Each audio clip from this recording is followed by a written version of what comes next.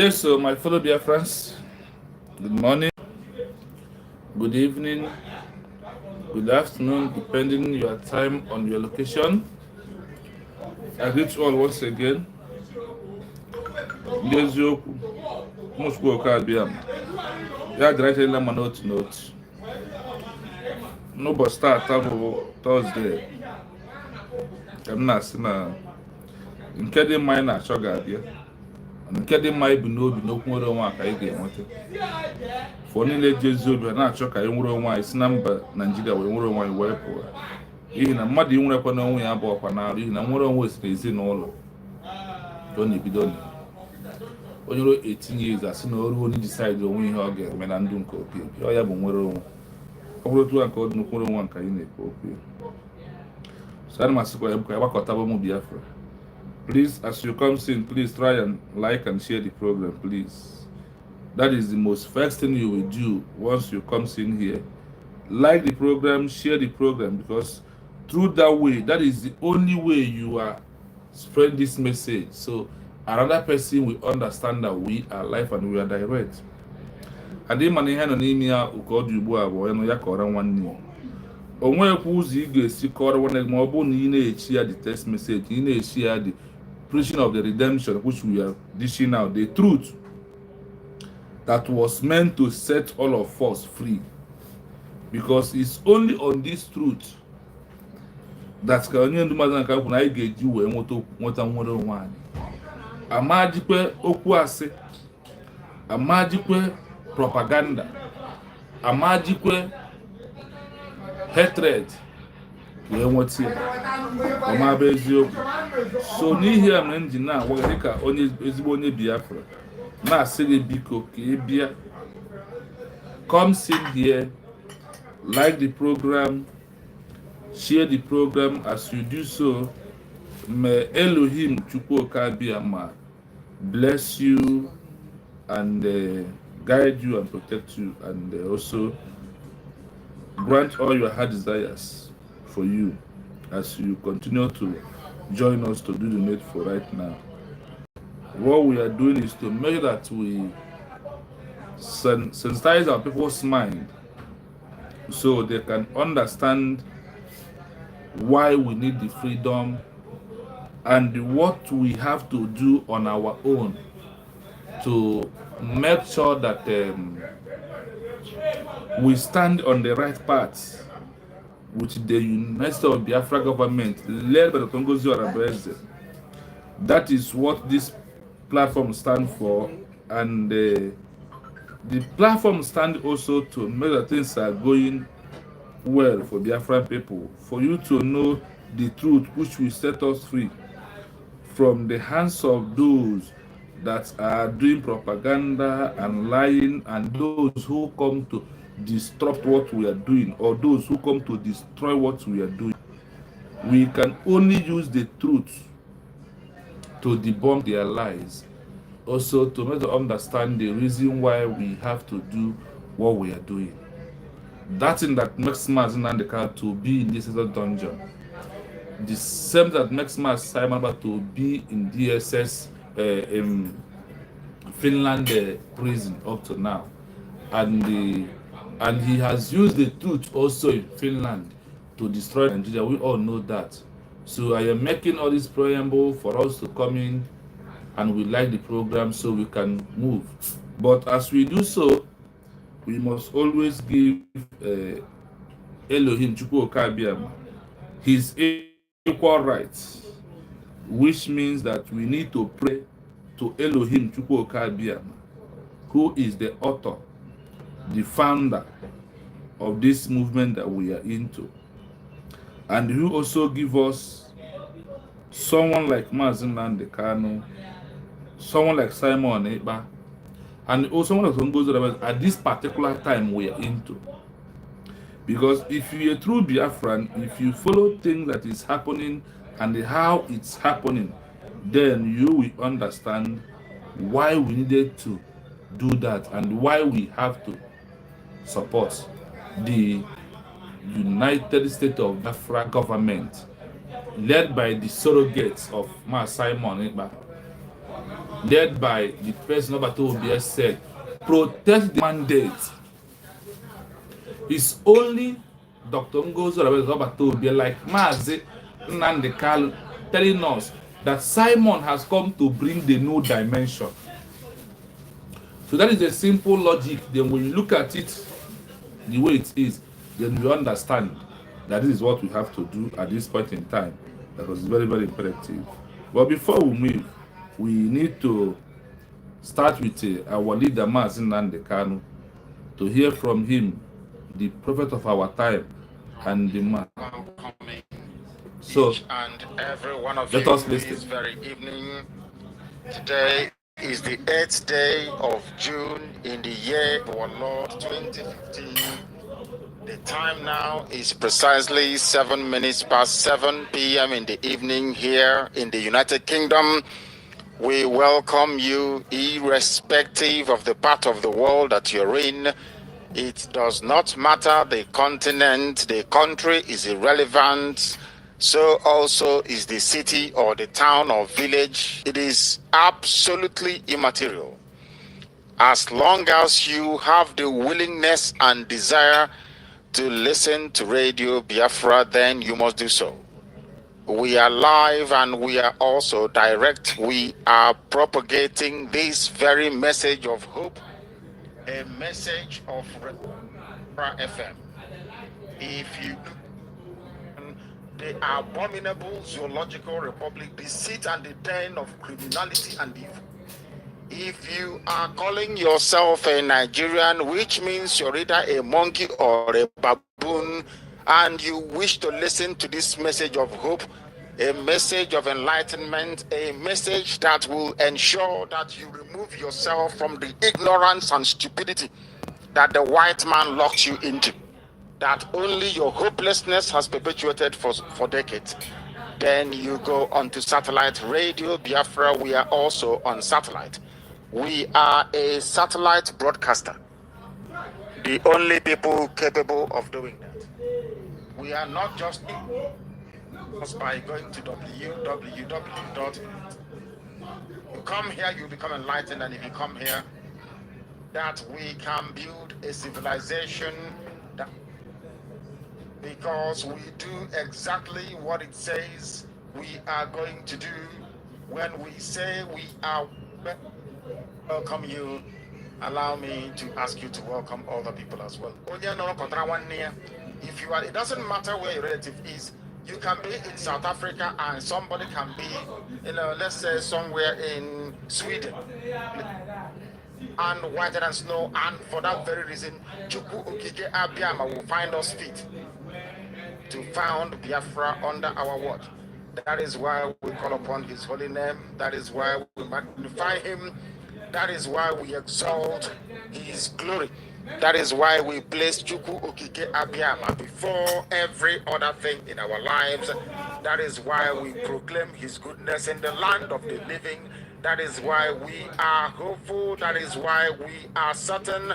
That is why we are assured of the glory that is to come, which is a sovereign entity called the Republic of Biafra, his own kingdom upon the face of the earth. We call upon Chukwu Okike Abiyama this day, as we do always, to come and abide with us, to come and pilot this very effort that we are making, to remember the promise he made to us, to remember the promise he made to our ancestors, because we did not come into that land to be servants and slaves to those who are uncircumcised. We did not come that the infidels, those who don't know the Most High, will be able to lord it over us and turn us into their slaves. We are not Biafrans for no reason. We are who we are because we are the children of the Most High, descended from heaven itself. That is why his protection is mandatory. That is why we command it. That is why we request it, and that is why we solemnly submit to it. That Chukwu Okike Abiyama cannot allow shame to befall his name. In everything that we do so knowing fully well that we have no other person other than thee.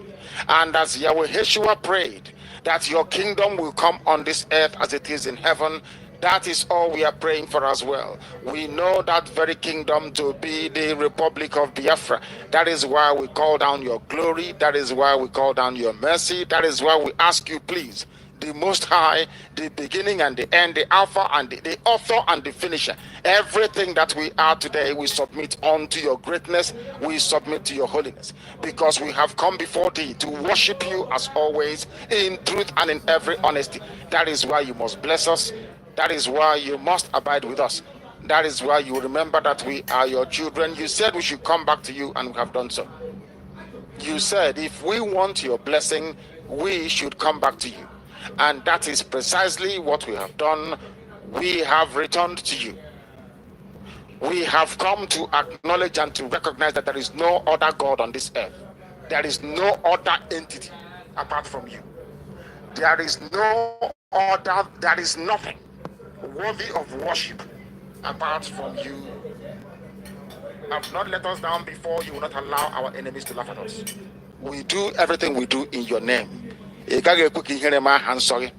cannot allow shame to befall your name. If Biafra doesn't come, shame will be upon your name.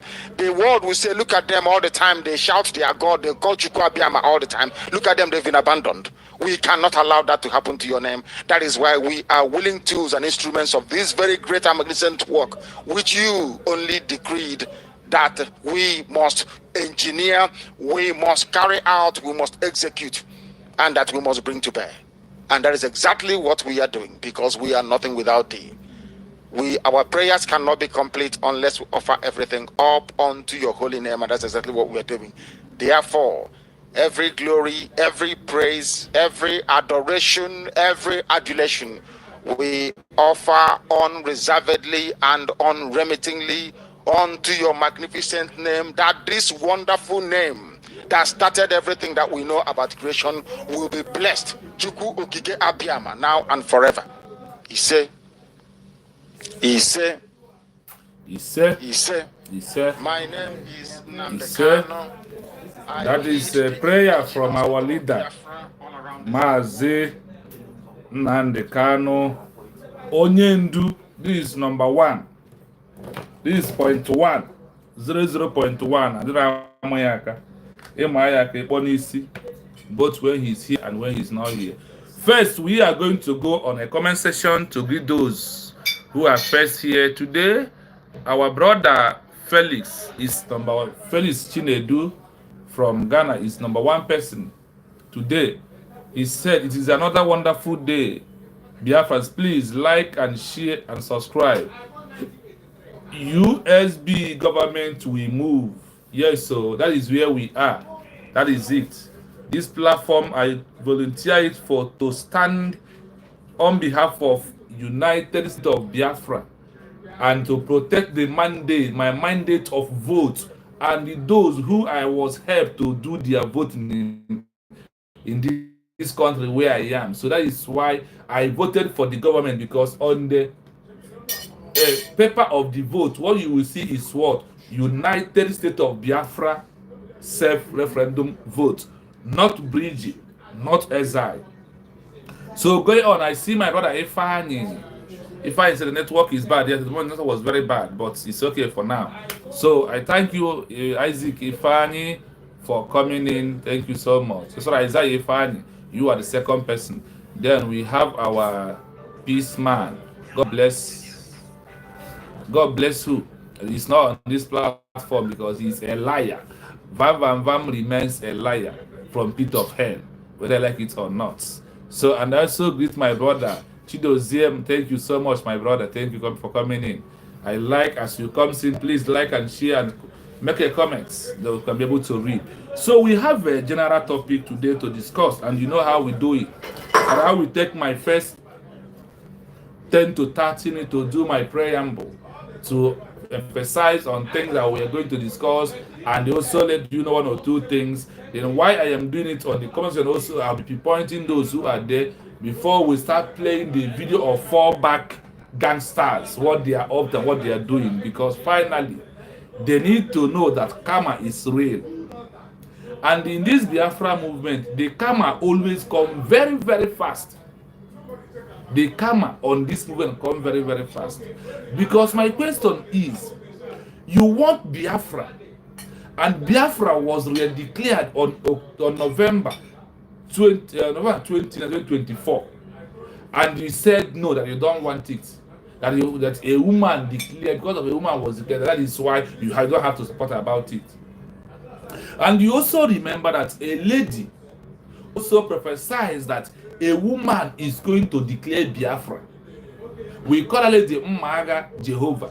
Is the name of this prophet, a lady. She said that a woman is going to declare Biafra, and the same lady also said that Simon is going to be arrested, and he will hand over to a woman. And without being told, before 6 months of that revelation, everything happened on our 2 eyes, not at our back. Now, when you look at all these things that is happening and what is going on, and he said, I want Biafra, I am fighting for Biafra. Since I was born, people are fighting for Biafra without a government. See, what we are into is simply understand for you and I who believe in the truth. What is that? No Igbo. Niba is na obi jerami. Man obi ahe enwe boot, na obi ahe eje kwani. Madagra school, man oji horizon bata nye na nne. Nwata ahụ pụtara, nwata ahụ mere gịnị? Na nwa ahụ riri ụgwọ ọnwa, na nwa ahụ riri school service, yes, okay. Na nwa ahụ riri ego ndebe ya kwụ maka ego nne na nna kwụ maka ụgwọ ọnwa. So when you see what is happening, what is going on this time around, you will easily understand it very well. That na anyị nwere boot as in the journey. What is the boot? The boot is the government. The boot is what? Government. Then when you look at the other way around of it, nwata jara akwụkwọ mana o ji health certificate lọ, o jara akwụkwọ nwa ha eme gịnị? O riri ego ụgwọ ọnwa enyere ya. So ndị afọ FALLBACK riri ego ụgwọ ọnwa esi na autopilot wee bata na government in exile, wee jekwa Finland, wee spend their millions of dollars to declare independent state of Biafra. After and done, because of how they go, how second and how go by class, yeah. So they want to go back. As one now, parents contribute to an area. This is the area you need to see all these things. Just you know that we are here not to prove that we have the sense. No, we are here to make common sense with you and I on comment section. You know, when people said carry over in a course in school, that is what we see here. These FALLBACK gangsters, they are carry over students in school.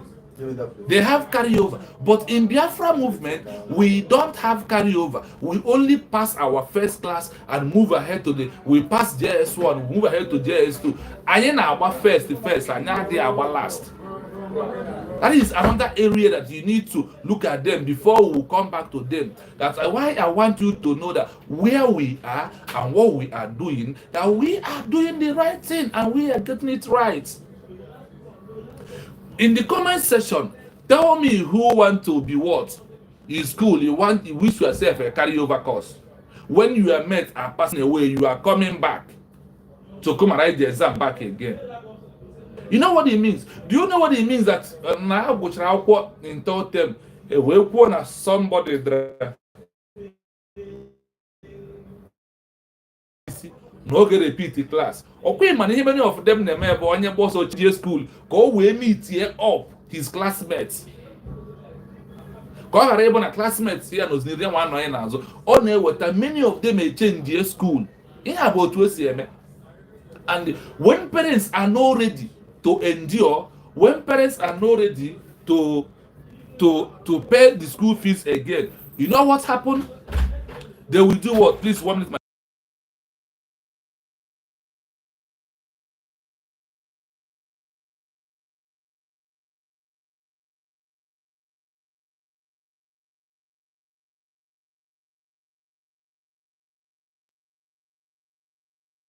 Yes, sorry, my people. I have a brother who wants to go to work, so I have to give him just a goodbye message for the work. So going back to where we are now, FALLBACK means carryover course, And tell me, which parents is ready to be paying for one class for 2 years?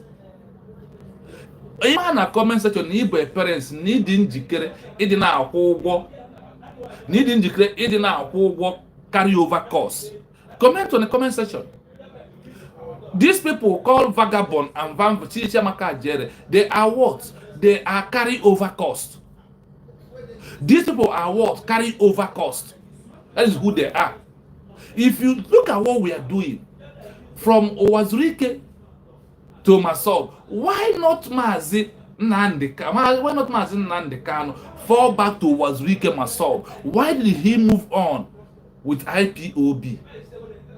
The real IPOB of Mazi Nandekan, you and I, who are in the government right now. It's not all about cho without thinking.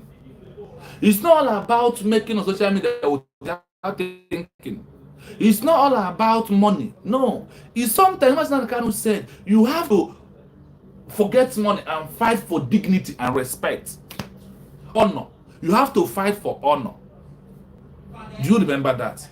Amazon Kanu said that. Asatina, I see you. Good evening from here. Thank you so much for coming in. Thank you so much. Thank you so much. I thank you also for all the time you spend on Humble Style platform to make our people to understand the truth. I wish you have YouTube page, because Biafra could have, the people of Biafra could have had a lot from you also. But you are doing it for every platform of those who believe in this government. I am not a product of carryover. I am not a product of repeating class. I am not. For the little one I went in, I did not sit back for carryover or to repeat a class. That is why I told you here today, fall back to Bridgie, and what they are preaching is like carryover cost. So if you are cost to be carryover cost, go and fall back. But if it did not cost, to you are a born to move forward. That is who we are. That is the class we belong.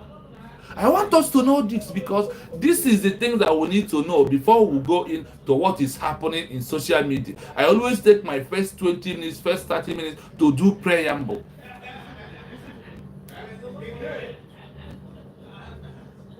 Yes, so after I said, we do order for our survival. Yes, for survival of BIAFRAS, survival of our destiny, for our born children. That is why we are doing what we are doing. Freedom first. Yes, Atatina, thank you so much. So going back on my preamble today, I want to understand this. When they talk about fall back, it simply means carry over costs. Nijira akwụkwọ da ibege free class gbagachi azụ na repeat class repeat grow before. Yeah, the fall or back, that is only way ha ga-ezi wee zute ụmụ Biafra ohi. And the only that place for class ha nwere level on there, because ihe onye anwa dara ji wee daa wee repeat a class na ọgụgụ isi eri fia na class nke ọzọ. Ọkwa na ọ dị ha smart to enter another class. Do you understand? So you and I, who never believe in carryover course, what happened? We move ahead, we forge ahead on the new class. That is where you see people that are very smart, very intelligent. Do they repeat class? On the comment section, please. Ndị ma akwụkwọ ọgụgụ na school they repeat class 2 times.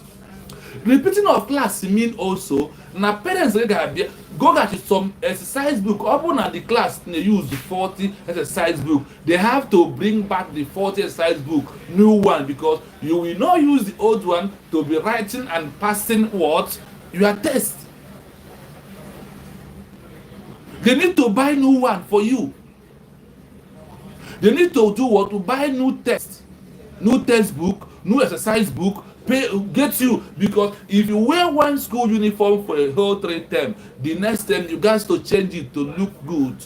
So they will start afresh again. So the fallback gangsters want us to fall back, to start afresh in the movements. Like when you see, there is no difference between the ideology of DOS and the ideology of people that fall back. When they ask Metusedek, when he so What are you? This is over this years. Now he said that they are still sensitizing people's mind for over how many years that they are going to sensitize people's mind is the question. Now, if you look at them and look at what we are doing, these people are all what? All bunch of carryover in school. Those who want to continue up primary one, kafa no ineri one manifa na JS1 because my na school ka na go ego cha JS1 nke mbo ma na gafe gi ebori my mind. Ego cha JS1 ma na pass gi jebe JS2 ebori my mind. Ego cha JS1 no man, egari JS2, ibori my mind. This is those people because they want to sit down on this their fallback to make you so you can continue contributing. But now when they carry over, they will move forward. Like I was saying, let's go. No bro na in on a school. A school. And when the even and when the on 100 can repeat a class.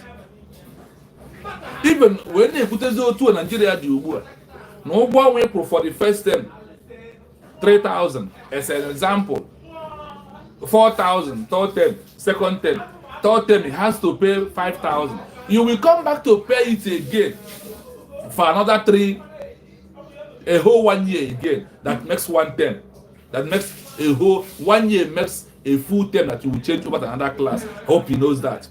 Then, in the midst of this, in our program one, in our 4, in our program more school bus.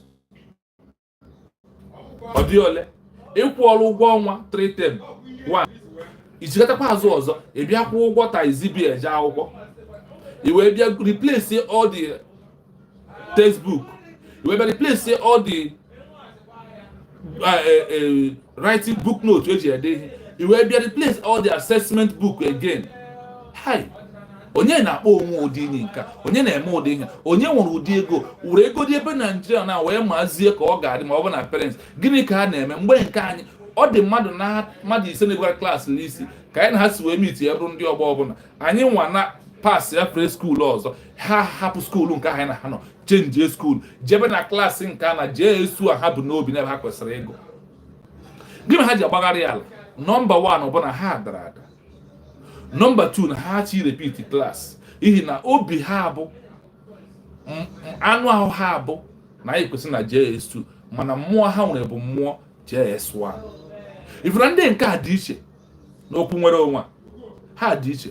Dị mana ndị nke ahụ ji repeat class chọọ ka parents ha kwụ ụgwọ ọnwa ahụ ọzọ ọ ha nwa bụ ndị nọ na fallback gangster, fallback, a second fallback bridge, government in exile. Which government?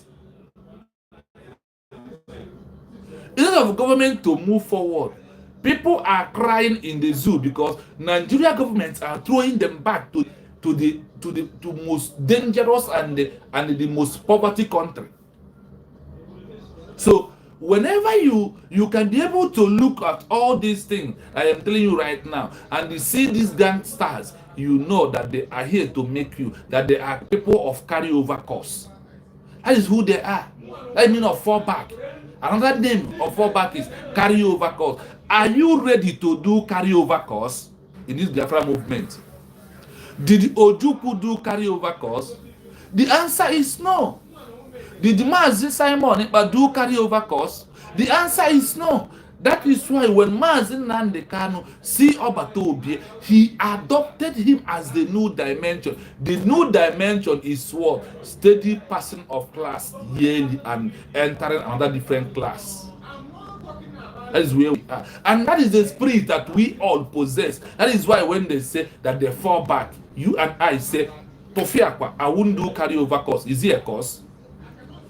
Is it a course? How could the parents continuously paying money? How could you be continuously contributing, donating money on something that does not exist, people that do not have a government, people that are not moving forward, and you are throwing your money at your back? Would you tell me whoever throw money at back instead of using that money to go to business that will multiply and bring gain? They went to Finland to go and see themselves and throw party all around. That was their intention.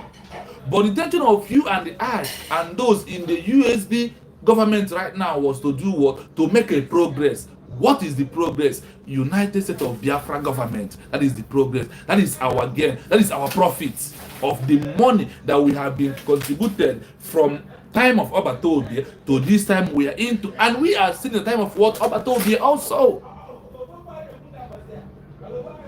Do you understand? So when you sometimes we leave what we see and we try to make common sense in what we are doing, because making the common sense is things that we are going to help us to move forward. The common sense is very important.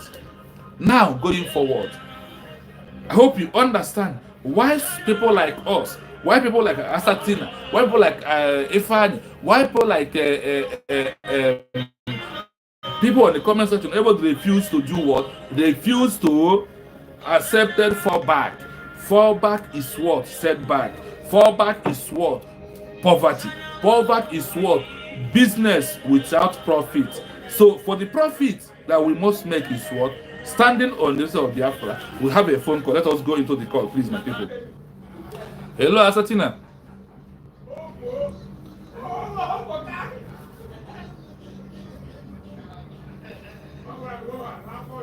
Yes, let me put on speak out. Hold on, let me put on speak out. Let me put on speak out. Yeah, you can go on now. My brother Chino, because can you see whether not this number? Because can you see whether this topic? Yeah, will know exactly the topic. Maybe person in this people fall back. Person in this will know exactly what they are doing. Carried over, course, carried over. You see, election exam will carry over the course. And go for the repeat your class. That is exactly what this fallback, what it is. You know what they make is with this topic. Nah, more days ago, more days ago. Because before until my program, take 3 hours. Because see actually because one topic in the G3. I don't want to go there and mess myself up. Actually, me hear different from what we be hearing every time, honestly. Yeah. Only now what I have came with what you. This is what is called carry over. Jesus.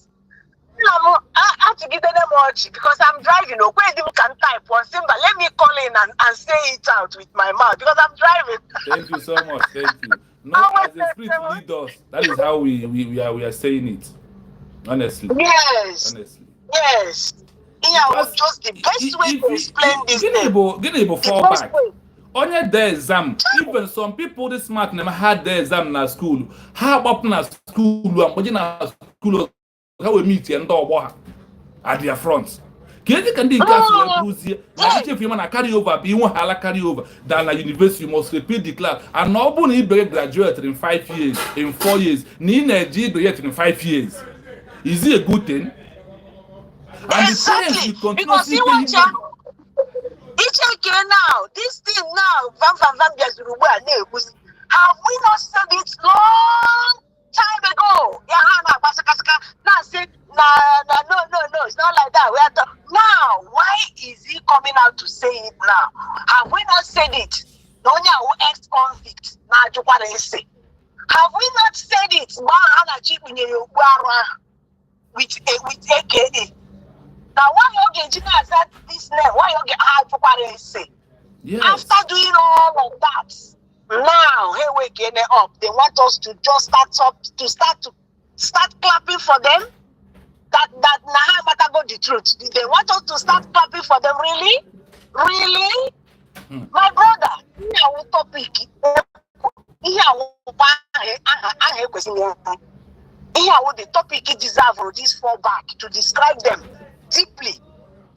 You know? Yes, now. Had the exam, but Obiano with us here, had the exam.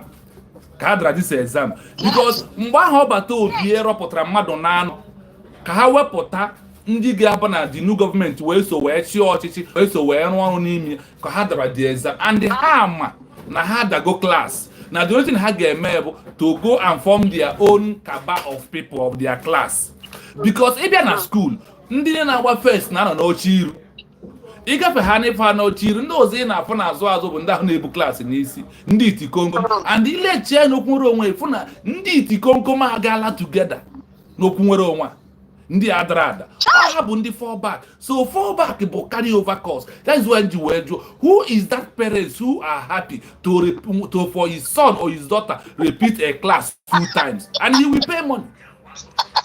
Who is that parents? That is why when I see all these old fools, happy. Yes,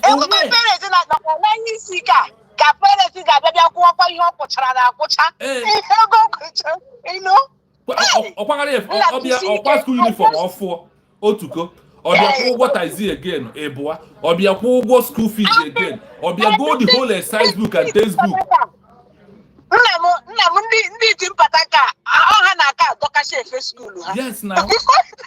Because ịma na iti mpata ka na-eme mmadụ ifu ndị iti ha na-ebu ụzọ eji ya na agba efe akwa ha ọkụ ọgba ya ọkụ ojebeta ha gba efe agwa ha ejebeta ihe ejebeta stika jin ori apachi akpọ ya design. A na-egwugbu onwe ha na-egwu efe ha ndọka akwụkwọ ha ndọka ihe niile. That is who they My dear brother, just said let me call in. Thank you so much. Thank you. We move. Thank you. All right. Okay. So, my people, going forward, when you look at these individuals and what they are doing, what are you seeing? You can only see people that they don't know their left from their right. That is why you see them. I am coming to what is happening on social media, but I want to make preamble for us to understand the real deal, the real business we are into. Because when you understand this, then if you see anybody who is talking about fallback on your side, give him a backhand. Person backhand that is talking about fallback.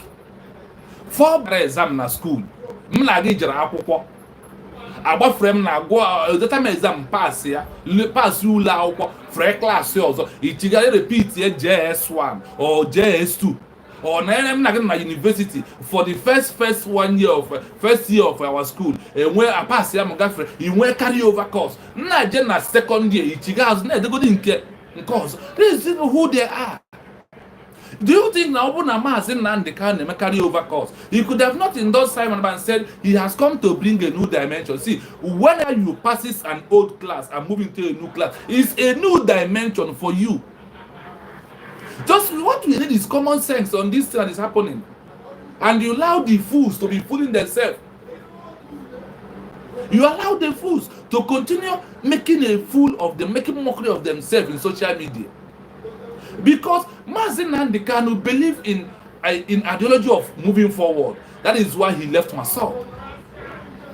When he was trying to manage these people in DOS, and what happened? He found out that they are not capable, that they cannot move the mountain forward. He said that when he sees Simon, he embeds him because the spiritual controls the physical. Immediately he controls Simon. Immediately he grabs Simon. He said, Simon has bring a new dimension. The new dimension is like you passing and JS1 entering into JS2.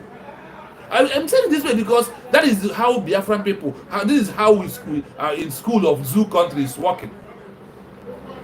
Time will do Grade 1 and Grade 2 has gone. But this time around, you have Primary 1, Primary 2, Primary 3, Primary 4. So those who did not meet up in the last term, what results first term or that? Okay? Upon the second term or that? Because only upon our pass, you have first term, second term, and they are past third term. This is the truth. Then being a half pass, oh, we're gonna have my idea. School was all gaba. I'm my classmates for the little one I graga. Ndebo na ina hana boys school. Harapa, but I guess and boys secondary school. Ebebona, auto of ministry, it's okay. Haruzieba, have continue with the same class. Hadra, have Probala Gosso. Then the parents have what is you must repeat here. You know, game is or repeat here, or to go see about quick, or they will take and be behind a JS3, that is 6, or not even a 5th class exam. Go with me here up. If you didn't count, the parents had near hands so like that, how try. Man, didn't get the Conco man, no one ever had a head repeat. They will still remain where they are. That is the fallback gangster. That is this fallback criminals. That is fallback making noise social media today. That is what I want you to understand on your own. Please reject the spirit of carryover or the spirit of fallback in your life. Now, when you remove it on this aspect of them, go to Bible. Munye a lot. Instead of you moving forward like Mazin Nandekano, endorsing who? Please, 1 minute, my people.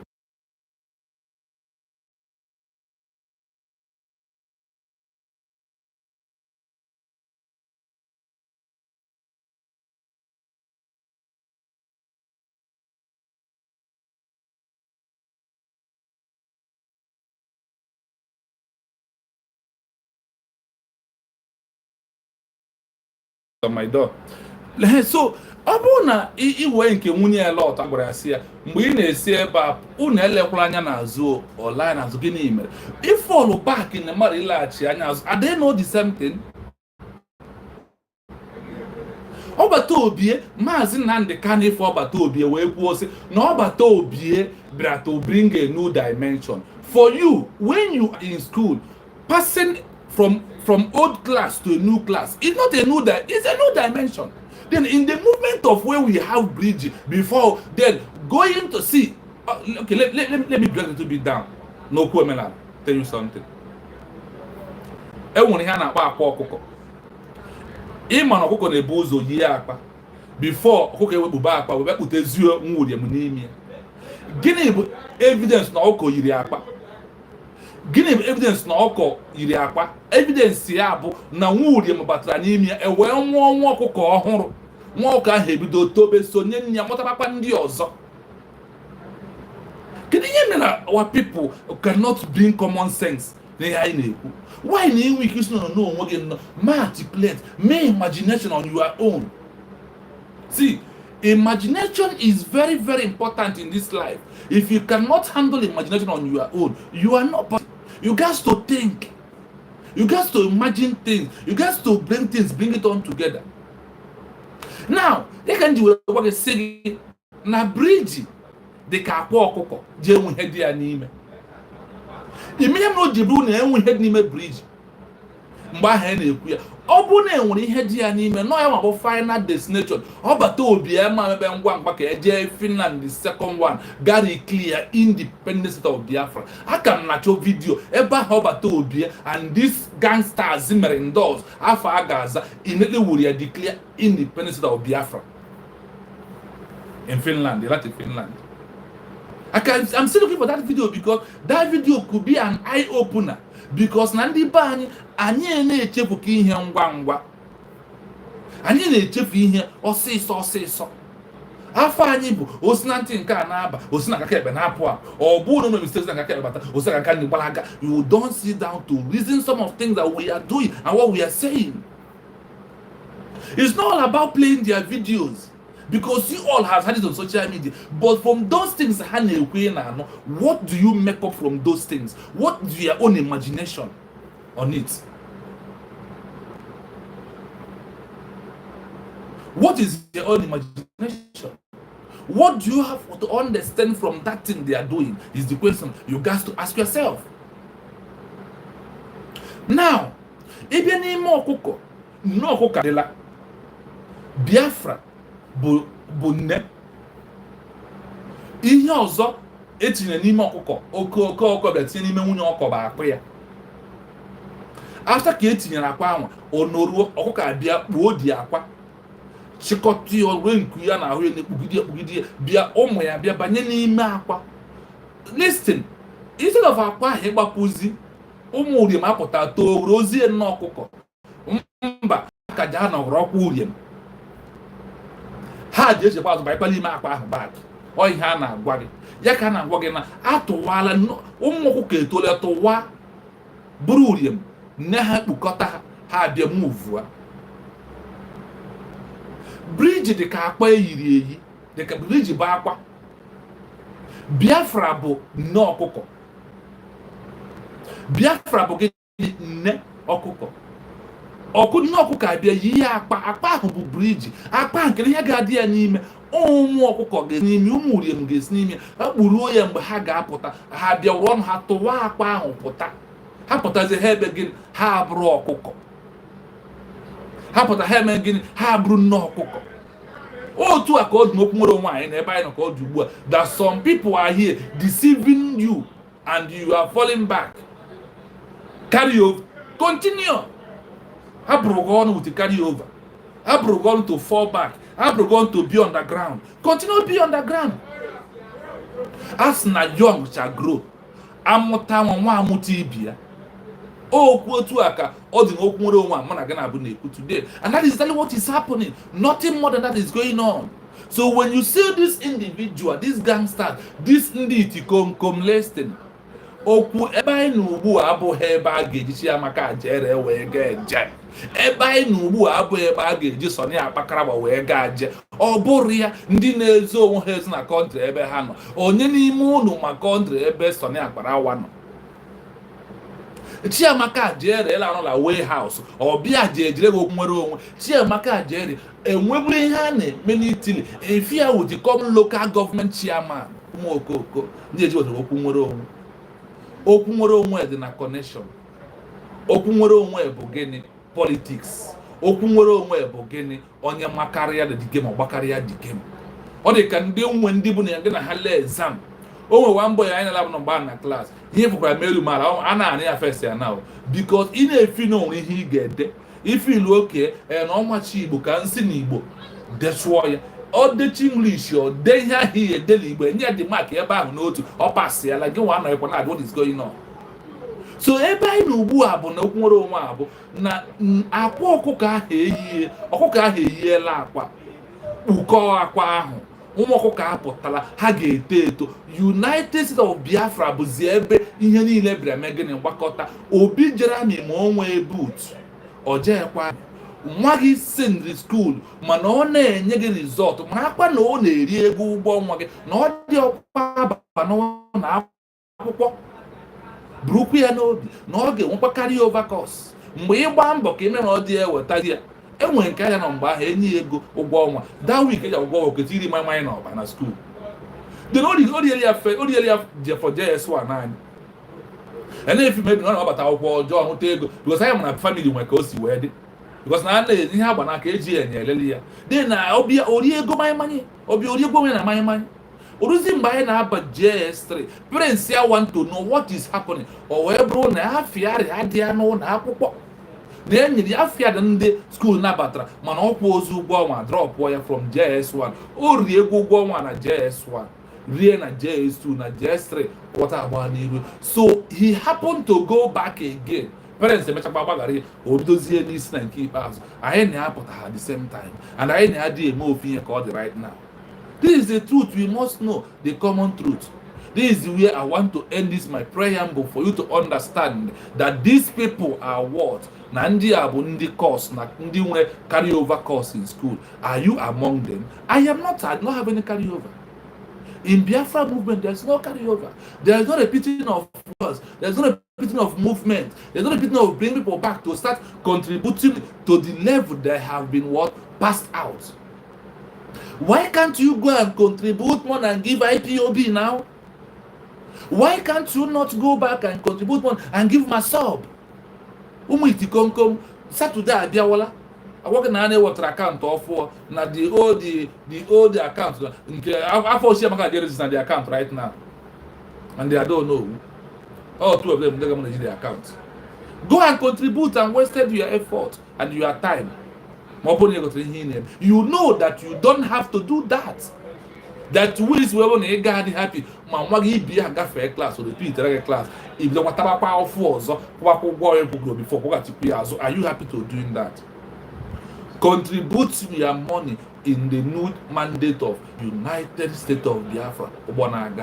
Thank you for this one. we stop this one here, then we will move to the main topic that I have today for you. My people, FALLBACK, ADADIORAOMMA, what are they up to? Is the question. In your mind, what do you think that these individuals are up to? If I may ask you on comment section, can you tell me what you think that these individuals are up to do? Or do you ever think of what they want to offer, or what they have planned to do? What is in your mind? Do you have a time to think about that? Do you have a time to think what they are doing? Did you? If you don't have the time, please, I want you to have 1 minute time on comment section to think about this individual and what they are doing. It is very, very imperative that you listen to what we are going to discuss here today. ADADIORAOMMA in the FALLBACK, what is happening? Okwe ihe anwa unu boro ndị Biafra, ihe anwa unu boro to Ngozi Orabaeze, ka ezikunu si ebozi onwe unu ka ọ dị ugbu a. What is really happening? What is happening? Because this individual was destined to have carryover costs and to drag you down. They never want Biafra to come. They never want Biafra to come. Because it's true when they say Guinea in the first place. Real declaration here. That is why so many ages in Finland in the cabinet member group vote to our career. From day one of going to Finland, Chiamaka Jere refused na marry a declaration. But because of na crowd or the new village, Keko Gesiga Sosia, Nasona Prawa no Pania here, Imam Madu have more strength, Ogen Kere more strength, a stop the in. That is why. Mgbe ga mana oge nkere chọrọ stop the regulation of mgbe ọ na-ajụ kedu ihe ga-agụ second in command na USA. You and your second in command go to hell. Oye na nya Biafra. Onye gbasara na second in command gị. Oh, second in command gị onye Nigeria government no na America jiri ego ka iwe stop all the declaration, but nwaanyị ka nwaanyị asị mba. For this particular time, now what we are into is now to declare independence of Biafra. Now we carry over course. We have come to Finland in the first one. That the second time there is only one mission.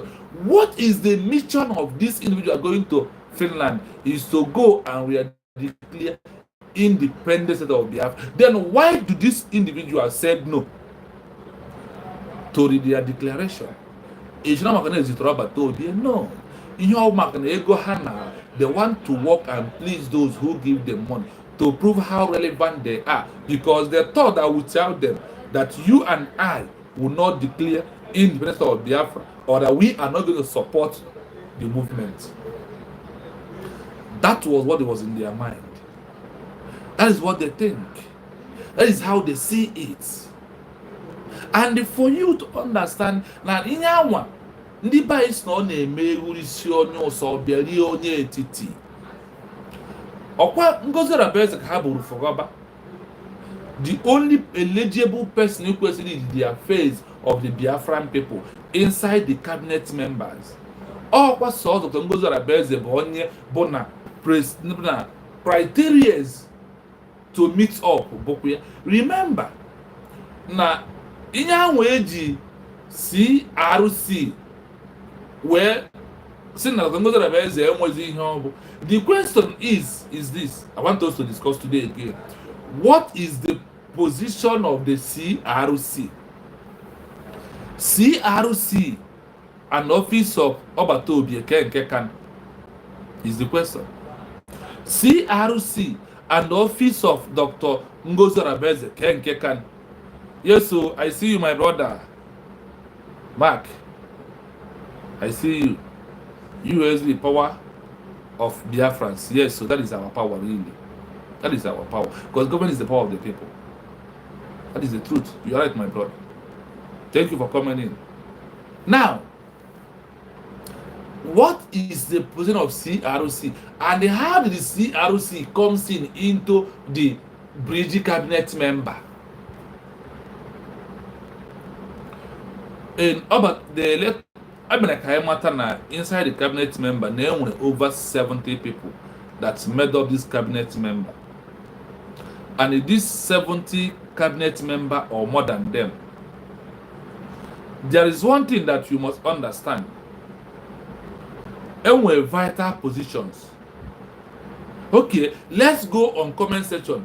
Tell me in a group, in a common group, what is the vital position? In a group, what is the vital position? For me, number 1 is chairman. Number 2, vice chairman. Number 3, secretary. Number 4, treasurer. Number 5, PRO. Number 6, provost. Number 7, Buziolendizi. No, let us tell ourselves truth on comment section. Now, in a government, how is it supposed to happen? In a government. Okay, let's use Zoo. That's him, and if I had your power, go. We make up the government. Imam Ahiru 70. President, Vice President, Chief of Armed Staffs. These men three are number 1. Minister of Interior. Or the other 4. Secretary. Or the 5. These 5 are the major criteria in what? In government, too. But remember that. Now, when you come inside bridge, that you have over 70 people that are there, go where Bruna on your bona the relevant. I want to understand this now. The office of Dr. Ngozi Orabeze, the COS, na office of Batobie as the Prime Minister supersedes the office of the COS. Do you understand that? Then the office of COS supersedes every other offices, both secretary, because vice can call secretary to give an account. I hope he knows that. Now, when Obatobia has formed all these groups and put them together on what to do, are you getting me? When Obatobia has formed all these groups, and there is those who come very close, that he needed to put them somewhere. Obatobia single-handedly, the office of Ngozi Orabeze, created the office called CRC. What is their work? Na enwe nsogbu na ha ga-eburu nsogbu a butie to Obatobia, and the name na mgbe nsogbu ahụ bịara to Obatobia na Dr. Ngozi Orabeze abịala involve n'inyi no ya na Obatobia ga wee na-agwa ha no unu mere otu a unu emetecha ya otu, and him and Obatobia could set Dr. Ngozi Orabeze as the second in command to do what? To supervise the case and said, okay, let's hang it on like this and let us leave it like this. Are you thinking something like that? And it could happen. Because when Sonny Abakawa was asking Obatobia, are you telling us that if you are not here, that is Ngozi Orabeze is in charge of the affair? Can you Obatobia? Yes, but the answer. Obatobia. And from that time till today, there was against Ngozi Orabeze.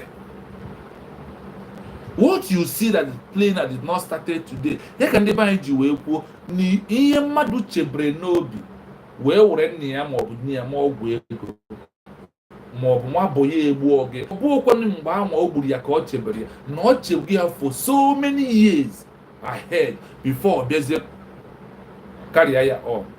So what you see that happened after we come back, the CRC dissolved in the cabinet member with their vote to dissolve one, and they was in hand because no only former and Ozipia and the hair went on into the government. Here now be create a problem. How will they keep an ambassador saying, why Asatina? Emakwana Biafra is my home, Sina. Nambini Kuku non arrogant. Can he hitch it? Emakwana Bini Kuku on a mental Munasigi if you only me, then any only Kuku. Or Wagia. Hakreti agwa ngi nwa react ya ewesizie ngwa si onye ka amara ihe no ji na arrogant o kwara ya bụ office a na-ebugo go as highest office in the movement office na-ebute esemokwu office na-ebute nkewa office na-ebi na ha enwe akọ office ndị agboro ịma na abịa n'ime ndị agboro na-atụ ntu na iro na-enwe the members will be ozipụ ndị nke na-atụ ntu na ha eje tụọ ntu ha ta nsogbu ebulagharị ọga mana ha pụta iro na-aba mbiche na ọha abụọ ọga n'onwe ha mana mgbe abọzieta ya mmadụ amị gbaa ma polisi dị mbọ ma ọ bụ enweta ya ekpechiri ọ ga-akpọjezi ya n'ọfisi ọga ka eje kwuo and ịma na ọga ahụ nwe ọfisi nwekwara voice na ọ bụrụ na ọga nọ ya ma ọ mee hapụ na ha ga-enye n'ihe ọgị. Now let me give you another example. Ijene ya akpọ local vigilante afọ ọmụsịrị in all Biafra land. Ihe ha na-enwe ebe ha na-enwe chairman and commander. Chairman anọghị ya, commander ya take all the position as the number one. Ma ọ bụ na chairman anọghị. And na the commander ga-abụkwa ya the way up to the chairman also. Sometimes the chairman, the commander na dey up and doing more than the chairman. What to accord this government of bridge? Now, commander nwere ike ịbịa were another 2IC nye onye ọzọ ga-eme ọ bụrụ na ọ chịrị n'ọfịs ka ha je arrest ọ kpọọ 2IC ya as a commander. See, lead this operation, go and arrest you and bring it in. Why I am using this word is not the man, things I know that works in government, in institution. This is the way it is. Then the 2IC we go arrest or just abata or go gear to a commander in Ojetra. Then the commander will get to the chairman. Whether chairman or them or no, open a chairman or let your phone chairman. Ne we had no coast well. Oh, to and God na bridge. You know that before anybody will see Obatodi, nega for Doctor Ngozi or Abueze. Manobu no Obatodi because he want to include everybody or Diporata. Okay, anybody can talk to me. He amazing name position and the criteria or level ị ga-eji wee je megịnị jefu ọbata bifo ikworo ọbata obi na ị ga-ebu ụzọ na onye bere n'ọfisi ịfụ chairman na-ebu ụzọ jee n'aka getman wee gwa ya si ngwa jee meeting na onye a bụ PA ya o wee jee meeting PA as second in command ndị ọga wee gwa ya ngwa kpọọ onye ahụ ya bịa. Eme sometimes na ndị ọga nọ n'ọfisi getman and PA a na-eri big drive. So people na-eje implement na before you better na gate ị ga-gate man ego ha ntu from ego la hi na gate man ebe nka nke PA. Now if this is other way around, then when it comes to this government of USB, the RCC are nobody. Ihe a bụ ndị agboro na-atụ ntụ na cause problem n'iro ka e wee nata mmadụ ego. RCC anụnwa Chiamaka jere na Madam Onowu na ADADIORAOMMA all this FALLBACK na ji agbawa onwe ha azụ na ha ji bịa promote oge nkere ha bụ ndị agboro na-atụ ntụ n'iro na cause problem n'iro bụ ọ bụ na inye ha bụ ndị task force eji akpata ego. That is ihe onye bụ ọrụ CRC ndị agboro omonile. That is RCC for you. Then how abuzi ndị abịara bụ eze gogo maka na ị na-achọ way to betray the movement and way to igosi na structure ọbata obi egre na ọ bụzie no the last one ndị agboro na-eje alụ ọgụ. Neja apewa glass n'iro. Neja amaputa ya mmadụ within two. All ha wabuzi ndị bụ highest because of na ha n'iro na amaputa ya. Ụmụ okoko. Imagination, think. Remove negativity in your brain. Remove no one. Remove hatred in your brain. So you will understand the simple logic. Now, let us go to their videos and what is playing out to debunk their lies. Even though that many Biafrans on social media has been debunking, but everybody has different opinion on how you can debunk all these lies and all this their propaganda on all this their evil way that you are seeing today in social media. You know, the people I told you, do not panic. And I always say this, a lot is happening, but a lot is about to happen. And it was also said, when we come back from Finland, when they come back from Finland, I said that in the 7th month from the day we are declared independence of Biafra, that these 4 gangsters, they are going to fight themselves, that we are going to watch it openly. Those who followed me know I always say this. Today, what is happening? Chukwu Okabiyama has managed to manifest. Today, they are fighting themselves. So, whatever we told you is what? The pure truth is what I am here to tell you. That is the truth. I am here to tell you the truth. And not that I know it all more than you, but for us to make a common sense. Niba is not name ewere ama atu ede odika oji eriela ọnụ ji. Ọ na-eme mmadụ ji ebe o chere ikwe ndị mmụọ nkwa ehi. Okwe ha nkwa egwu. No ihe ahụ mana ọ bụ na ya kara inye otu akọd ihe ọbụla na-eme. So we are going to play some videos that you have been seen making a way in social media. We are going to play those videos because there is fire on the mountain. They are doing what? Run. Why that you and I sit to laugh? Why that you and I sit to tell them we nani bakwara na agba o. I told you that I want to tell you they are not the same. My people, I told you and I want to tell you, but I didn't have before, maybe. Today, gịnị ka ị na-afụ? Ọ ihe ndị ahụ anyị gwara ha na-eme ka ọ dị ugbu a. Ọ ihe ndị ahụ anyị gwara ha na-eme ka ị mara na ndị dị otu a abịaghị okwu nwere onwe na ha bịara for position and their pocket and their stomach, and for Nigeria government to see them and organize them as if they are relevant or as if they can solve it. Mazi Nnamdi Kanu told you that in a million years that you will never stop. You can't stop Biafra movement.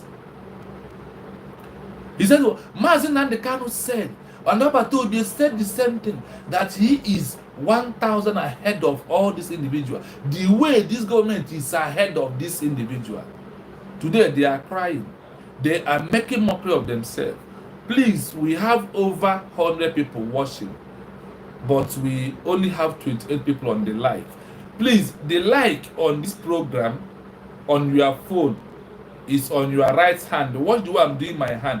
On your right hand, you will see 3 dots. Please click on that 3 dots. It will bring like, dislike, and subscribe to you. These are the important areas that you have to look. Please do that with 1 minute. Give me 1 minute.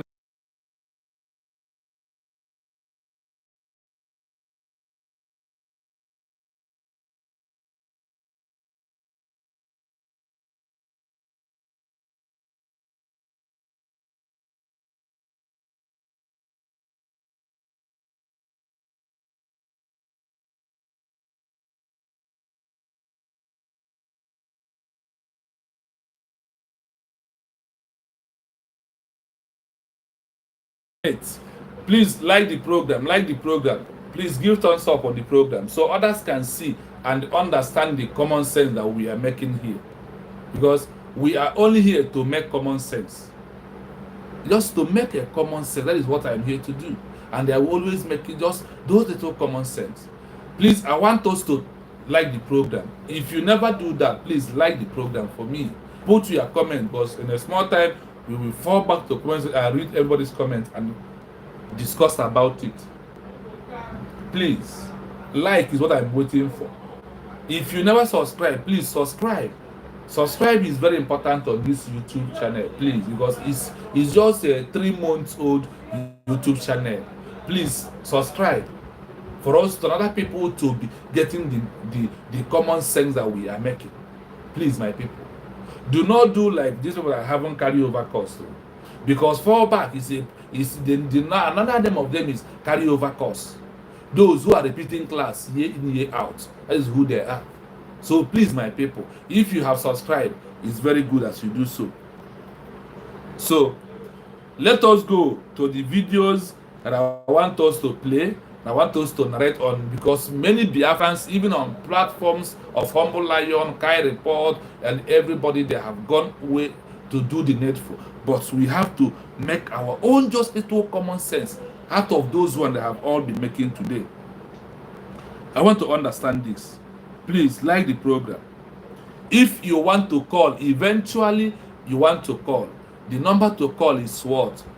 +973 +973 360 51 337.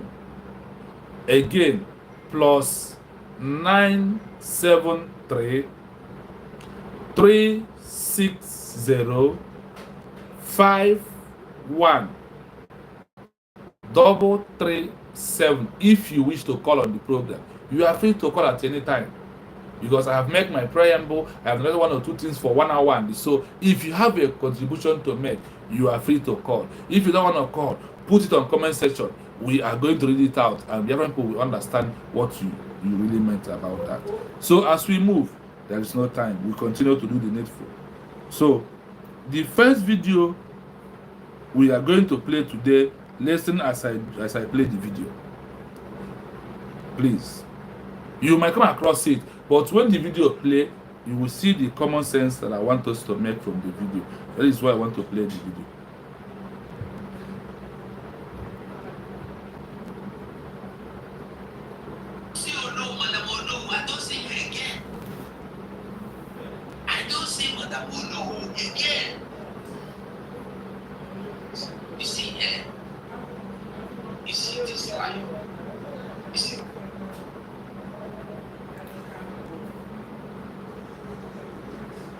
Please 1 minute, I'm coming, my people. Do not move out, I'm coming. Because we must make a common sense from all this that is happening in social media. We want to listen to the evil woman. You know, when I said evil woman, Adadioraommma, the hater of the truth, the woman who come to destroy Biafra movements like Chike Doziem, Tina Sanworu, Mekisedek Nwekwensu, Ikenguru Agu, and all of them. This is who this woman are representing right now. So let us listen to the evil woman.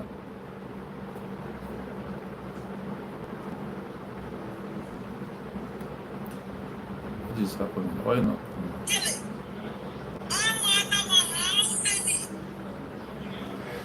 Biafran commanders. Listen to this. The lawyer ever. How many commanders? I hope it's coming out. I don't know. The volume is down.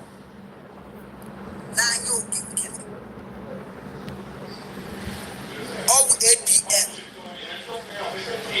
Oh, Kedafiame. Finance Minister. Yawana Afumaka Security.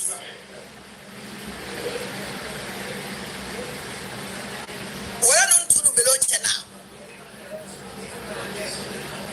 Which Ghana call success.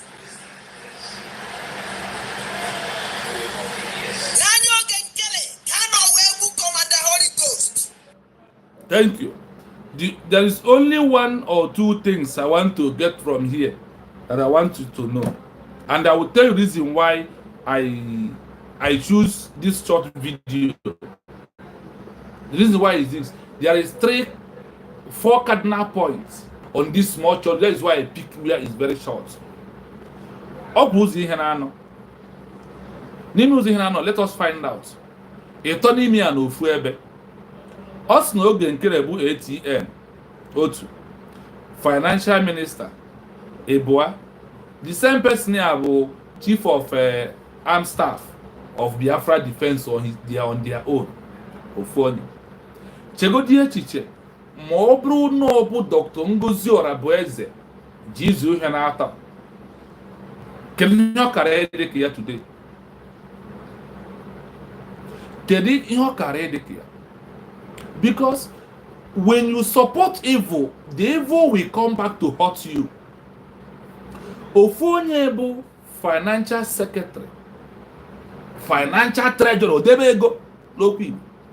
Sabaziri okwu mmiri. Ihe ọwụgo odebe ego ka ọ bụ. Ị jụọ n'onwe gị sị, gịnị mere na ọbata obi were ha ọnya mee ya COS ma mụrụ Dr. Ngozi Orabueze ma odebe ego? When you present, before you will become a leader in this movement, you will be well read, like Obatobi and Mazinandi Kano. These people are educated people, not educated morons. They are educated human beings. They are in their background. They are what? They are wealthy. When they go, then the other one, they are into politics. These 3 people these 3 characters, it is very important in this movement. And if one is mixing inside you, you cannot lead the people of Biafra.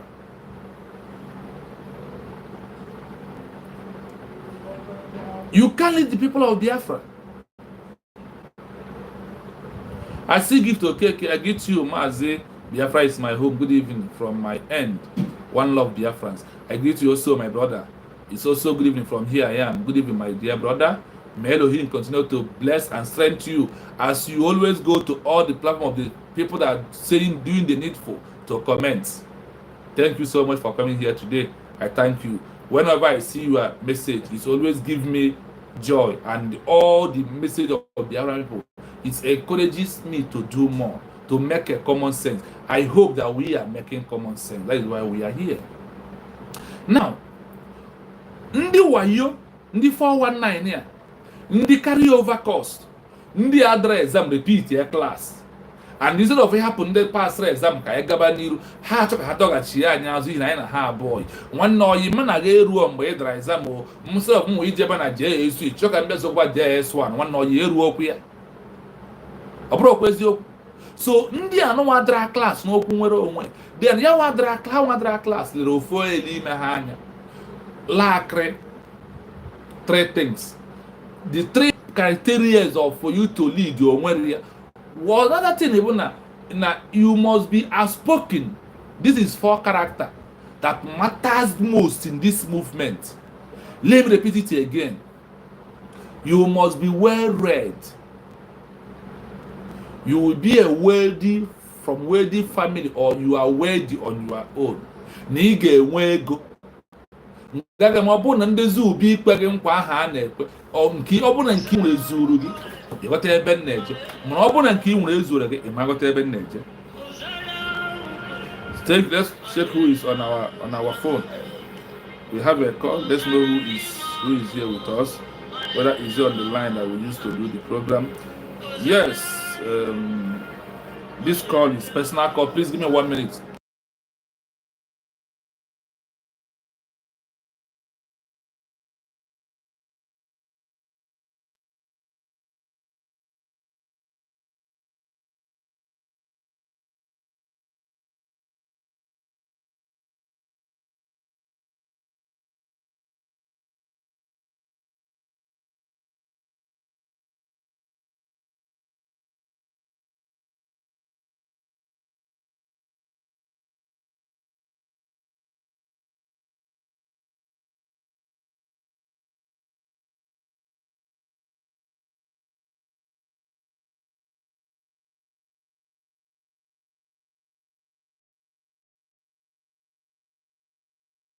my fellow BIAFRAS here, I will call them all online. So they want to ask me something, which I have delivered it to them. Everybody's personal call.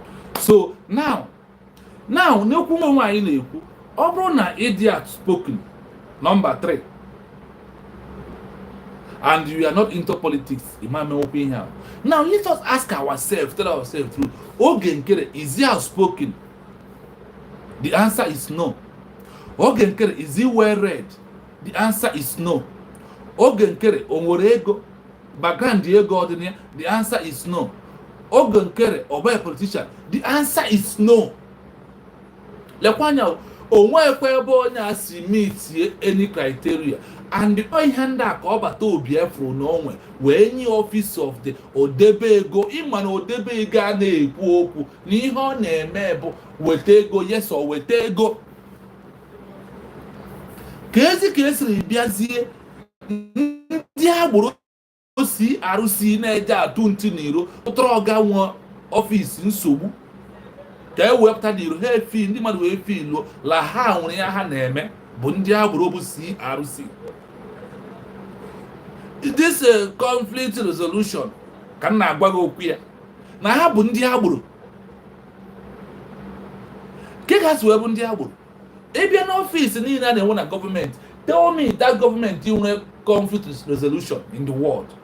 Tell me that group WhatsApp nwere ndị na-akpọ conflict resolution gbagodi m ebe nwere ya ọ bata obi a chafụ na ndị enwe ebe ha ga-abanye gịnị ka o mere ka o wee nwee ebe ha so oropu ha eme ha attach eme gịnị eme ha attach ka ha feel kwa na ha relevant or na ha so n'ihe a na-eme because na ọ bụ na milakati ihe mmadụ ọ bụ na efi ihe ntụtụ afọ na-egbu nwa nkịta ewe ha ntụtụ afọ CRC ya maka na CRC is like simple ka m nwere ọnịcha mmere gị ihe atụ enwe ndị na-anọ n'iro na-atụ ntụ n'iro ha tụta nsogbu ọ ga-eburu ha tụta nsogbu nwee nwa asidenti ha agbafuta ha ala ọ ga-eje kwụ ụgwọ moto kwụ ụgwọ asidenti enwe ọ na-eme many places n'ala Igbo ndị ọtụ ntụ n'iro gịnị mere ịma ha ji wee na-atụ ntụ ihe ha ji wee na-atụ ntụ bụ ka enwere ihe ha na-arụ so ọ bata obi etile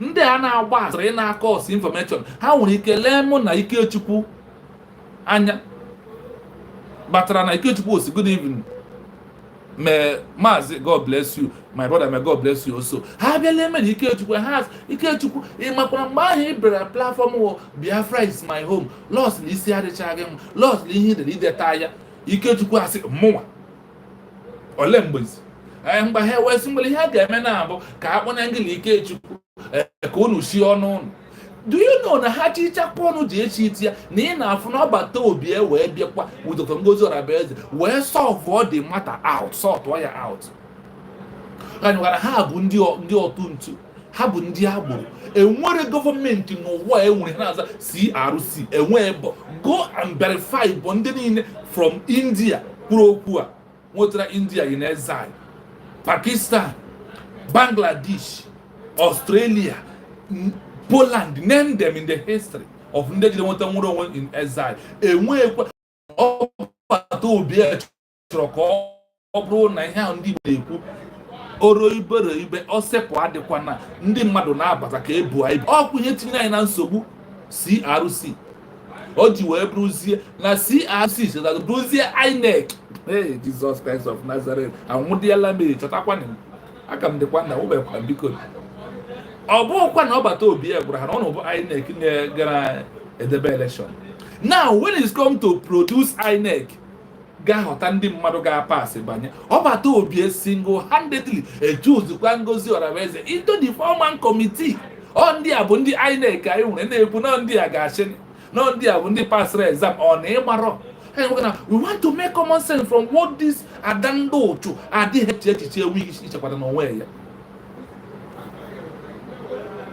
hope you are following as we are making the common sense. That is one thing that we all must know. Please, is it noise on my background? Is there any noise that are disturbing on my background? Please, let me know. If there's anything that is on background that is making much noise, let me know, please, so I can be able to check where the noise is coming from the room.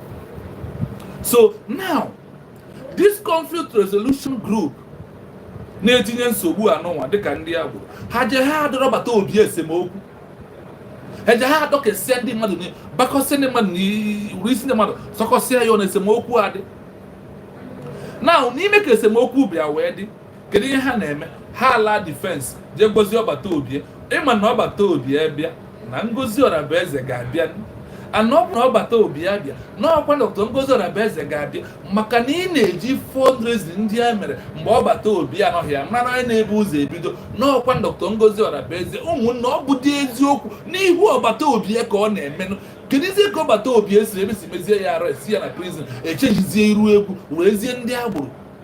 Ọchịchị Biafra gọọmenti agaghị abụ nke ndị agboro, ọ ga-abụ nke ndị zugoro ohi before, ọ ga-abụ nke ndị agboro nga before, na ndị agboro niile ebe ịma mmadụ abụ and all of them. Nwanne ụmụ agadi nwoke ike gbugbere ga-enwere dị ha n'ọgụgụ isi ọgbata obi esi o maka unu nọnyere m n'okwu nwere onwe na ụnụ adịghị akacha mgba bịa mana ejibe na position adịghị na-eme exist in any government of the world. And ọ ya bụ position na-ebuchi amaka jere isi CRC ewele ọ gịnị dị common sense ha o jere ebe ya ka m na-agwa gị na ịbịa n'ime gọọmenti a anyị nọ n'ime ya na after ọgbata obi na the second person bụ onye Dr. Ngozi Orabueze. When you go back to IPOB one Nigeria after Maazị Nnamdi Kanu all DOS Chike na-aghasa ha today, Chike Edozie ha ghasara ha onye a ka ọ bụ. Enwere ihe dị iche gịnị bụ ihe mere because of na akwụrụ ha ụgwọ through oge nkere ka ha gasa okwu nwere onwe anyị na-ekwu, because of na akwụrụ ha ụgwọ through oge nkere ka ha ga-erite ndị of Biafra. Dr. Ngozi Orabueze awakpo ha out as tia ha smartness n'isi ha wee si ebe a wee pụwa wee danye ebe ha danyere ka ọ dị ugbu a. Ụmụ Biafra, ụmụnne m, onye chekachikwara echiche azụ na-enwe ihe na-aza ka CRC in the world. USB must be protected. Help on my brother. Thank you for coming in. You also doing a great job because you're always on the platform of those who are on the side of truth, those who supported their government of the United States of Biafra. That is in abbreviation USB. Thank you so much for coming in. May Him protect you and guide you. May He also bless you. Thank you. Now, this conflict resolution, guys, on the INEC, because na igwe m kwekwo musio na video ahụ efro ebe Maazị Nnamdi Kanu Maazị Simon Ekpa rọpụtara mmadụ ịnọ ga-examine ga-ele ndị ule ndị ga-eso na United States of Biafra. Remember na mmadụ ịnọ has been trusted already, na ha ma ebe egwu a na-akụ na-eje, na ha nwụkwa egwu a na-agba wee soro egwu a na-agba dị okwu egwu mmiri obi eji wee kwuo na mmadụ ịnọ ga-ahọpụta na ha ga-ele ndị ọzọ ule, na ha ga-eji aka wepụta ndị ga-esonye wee na mezuo the government of United States of Biafra. And out of 70 people in cabinet member, ọkwa sọsọ mmadụ 25 or mmadụ 20 ka a ga-ahọrọ. That is a government standard. That is what government standard. Na mmadụ 70 a na a ga-ahọrọkwana mmadụ ole ọ dị ka mmadụ 70 or mmadụ 50 nọ na klaasị chọrọ ide exam dere exam. Ịma na ga-enwe mmadụ 5 buru klaasị n'isi, ọkwa ịma na eziokwu. Then lee ndị ya ụmụ inconsequential, ụmụ bingo anụnwa, ụmụ mugosi anụnwa n'ebe anụnwa ha nọ, efu na ndị ahụ buru klaasị n'isi and na ha nwa na onwe ha maara nke ọma na ndị ya họpụtara ga-ama exam wee kwuo na onye a pasịrị. Ha ma na with ndị anụnwa na exam niile dị from day one na ha dara home assignment e nyere ha, class test ha dara ya. I want to understand ihe dị iwu ndị na ha dara class test ha, ha dara home as ịmaga kezi anyị na-apịa mgbe anyị nọ school exam home home assignment enwere nwa assignment ya gịlara home ka ime eweta akwa ha na-enwe itikomkom 00 ha dị eme mgbe ugo 247 nọ na-eme expose Nigeria gọọmenti ya ha na-eme Chiamaka ha jere nọ na-eme morning devotion ọ na-agwa gị na morning prayer program ibi ikpe ekpere pụọ ọ ihe ọ nọ na-eme ruo today gịnị ka ọ na-eme gwodi m la platform Chiamaka jere ị ga-eje ifu mgbe o wepụtara what Nigeria government is doing Biafra land na-eme expose na-eme exposition ya imam flat ya ọ bụ na flat challenge me correct ya mu biko ọ ga-akwa na m na-eklem na m ọ bụ na ifu na Chiamaka jere na analysis on Nigeria government, what they are doing and how they handle our people. Obone na comment section because correct me. I stand to be corrected. I was looking on now about Janelle Mustafa Clement Modia. The team on social media. That is what he's doing. Then on the call the India Bruna CRC, all of them can work together because Nandini na Bundi na create rubber to be a problem. Rubber to be a zone and one another Orama he creates enmity in this movement. Now, go to their group today. The woman Anna born Nenna has suspended. On can how about to be ever. Niama him remove no G from the name is being the Marcus goes on a bed. You have watch it or a queen soup. You have 1 o'clock midnight. Do you understand? This is the people. And that bro RCC. And that bro sorry CRC. Government Resolution Committee. Or when the government they came here. Bob. Ya Brugo di Ambazonia. And no when that about Conflict Resolution Committee. In order from Ambazonia. Hell they came here. Vam no name is on social media. We go 247 na name man this is what the government is doing. Mazi choose survival and name government and also and no name here. What the government is doing in our land. Young when I am self-acclaimed among the by prescriptions of God. Actually, have see all the Biafra practice in your pastor or Nigeria Jawa Korea. All bola Biafra KGM because when Biafra come, all pastors must know their work. All you want come, you can come and do anything. No, the pastor. Some of them are criminals, hijackers, deceivers. Fake miracles pastors here and there. Yeah, I mean, we don't want you so in front because I ain't got anywhere able to. I ain't got babunda. I feel about Shasha Bute or Dasha Bute. So, if I see RC there with CRC Abi, a Conflict Resolution Committee, yes. Or had or Lendeka, one India Guru, J1. Iman Abian and your na enwe ndị jụrụ ije akwụkwọ enwe ndị jụrụ ije ịmụ ọrụ enwe ndị jụrụ ije ihe ha chọrọ ha nọrọ nke ego bịa emezie mee ka ofu export ti ha na one place ofiro na ebe ahụ bụ dị all and all ihe m jụrụ bụ Ambazonia ha nwere CRC ebe ka nke ha nọkwa gịnị mere mgbe ejiri je ahịa ba na ọ bụ ha pụtara vootu n'onye ga-aba even before okwu nwere onwe ọbata obi indirectly set kwara ndị INEC yo ma ọ bụ na maka ọnọkọta the INEC bụ mmadụ ana ahụ ọbata obi pụtara si ha lee ndị niile ule enwe ndị pasịrị ka ha gaso na UNESCO Biafra gọọmenti ọ ndị a bụkwa ndị INEC ọrị mmadụ na nnọọ ka ekwesịrị ịdị na-ajụ na unu kwesịrị ịdị na-evotu gịnị maka o ji bụrụ na ndị a nozi ọ bụ conflict resolution committee ka anyị na-ekwu okwu gịnị ka ha na-eroslet except causing problem here and there and ha kọsụ ha ma ndozi nwunye because na nke ha kọsụrụ between ha ji esiri nne nna ka ọ bịa na-eme atata ngozi ọrabaeze ha ekwulie ọkwa obi na ngozi ọrabaeze kwe dị okwu and nọ n'ime ihe ahụ na-ekwu ya ka ọ bata obi kwesịrị na akpara awa address Dr. Ngozi as the COS na she's the second in command whether you like it or not. Because ihe anyị na-ekwu na ahụ bụ ihe ha nwapụtara n'ọnụ ha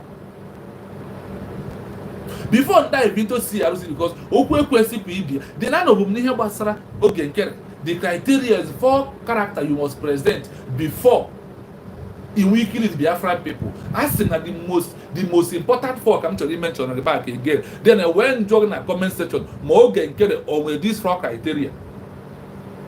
Number one, through Mazen and the card, we all understand that you must be wealthy. You get way gonna background, okay? You get way gonna that is number one. This is number one. Then number two, you must be educated and well read in our plot, not in Nigeria. This is number two. Then number three, you must be a politician because to get a new nation is about politics. Then number four, you must be outspoken person. And when join a comment section, okay, with these four criteria, correct me. I stand to be corrected. Correct me. When he made these four character angles right now, no can claim any one of them. Then Biagwa Zemoni or any one of them in the group of FALLBACK Fulani stars. Come and tell me. This carryover cost people. They carry over FALLBACK. Because now, case you fall back in school, me will carry over. My class, you have to repeat. Okoko. No go ge ya o time ro me ato wa pas ni mi apota o mu ya to ha go no go e ba nka no ka o du ugbu anya ba ozi akwa yire o mgba ha na bridge ka e ba akwa yire imle like toru mgba I dire feel the first one mgba ka I ka no ni ma akwa o no go yire going nke ibo anyị atụwala akwa postasia bidozi ikpa na eche ka ibu ogro no ọkụkọ anyị ruzi Finland where ya declare independence of Biafra, but I never know no zero one. We can settle on our own as a new nation. And I'm here with these people. I do na comment section. The four criteria mentioned, Mazi give to and go get on the comment section. One moon teacher, no go get name except no Zuru Gumu Biafra, where just so election, or to a Tunumbusi, where Zwa, Ndiga vote here in Nigeria. Na lawyers ga ndị ogeji all lawyer ogenkere CRC today the lawyer ahụ ọzọ ọ dịazi enye nwuhe ego the lawyer fugo na enwe ndị ga-enye ha ego na vam na do n'owu na ndị ọzọ chọrọ inye ha ego pụrụ iche the CRC ndị agboro ha ejebekwala ka ha je tụọra ha aje tụọ ntu tutu ogenkere ọ na ịmara na ọ bụ eziokwu. In a chamber, the video here, you heard what I am saying. I want you to reason with me. Let's make common sense with what is coming out from their mouth. Now, if Ogenkere did not have these four qualities that I mentioned here, what make him to be the ATM? Because I feel na ha geji aweba Dr. Ngozi Beze Tako in order to go mo Biafra. Today, Ochiamaka Jerry in a buy no $1,000. No, you're on ready. It we go on ready. Go mo Biafra. Guinea will know he because now Obuna Bo's draw here, and mother can support through again, your car use you. So now I'm a pirate, make you Ochiamaka Jerry, the vagabond, the prodigal son, a betrayer. Check who is Chiamaka Jerry.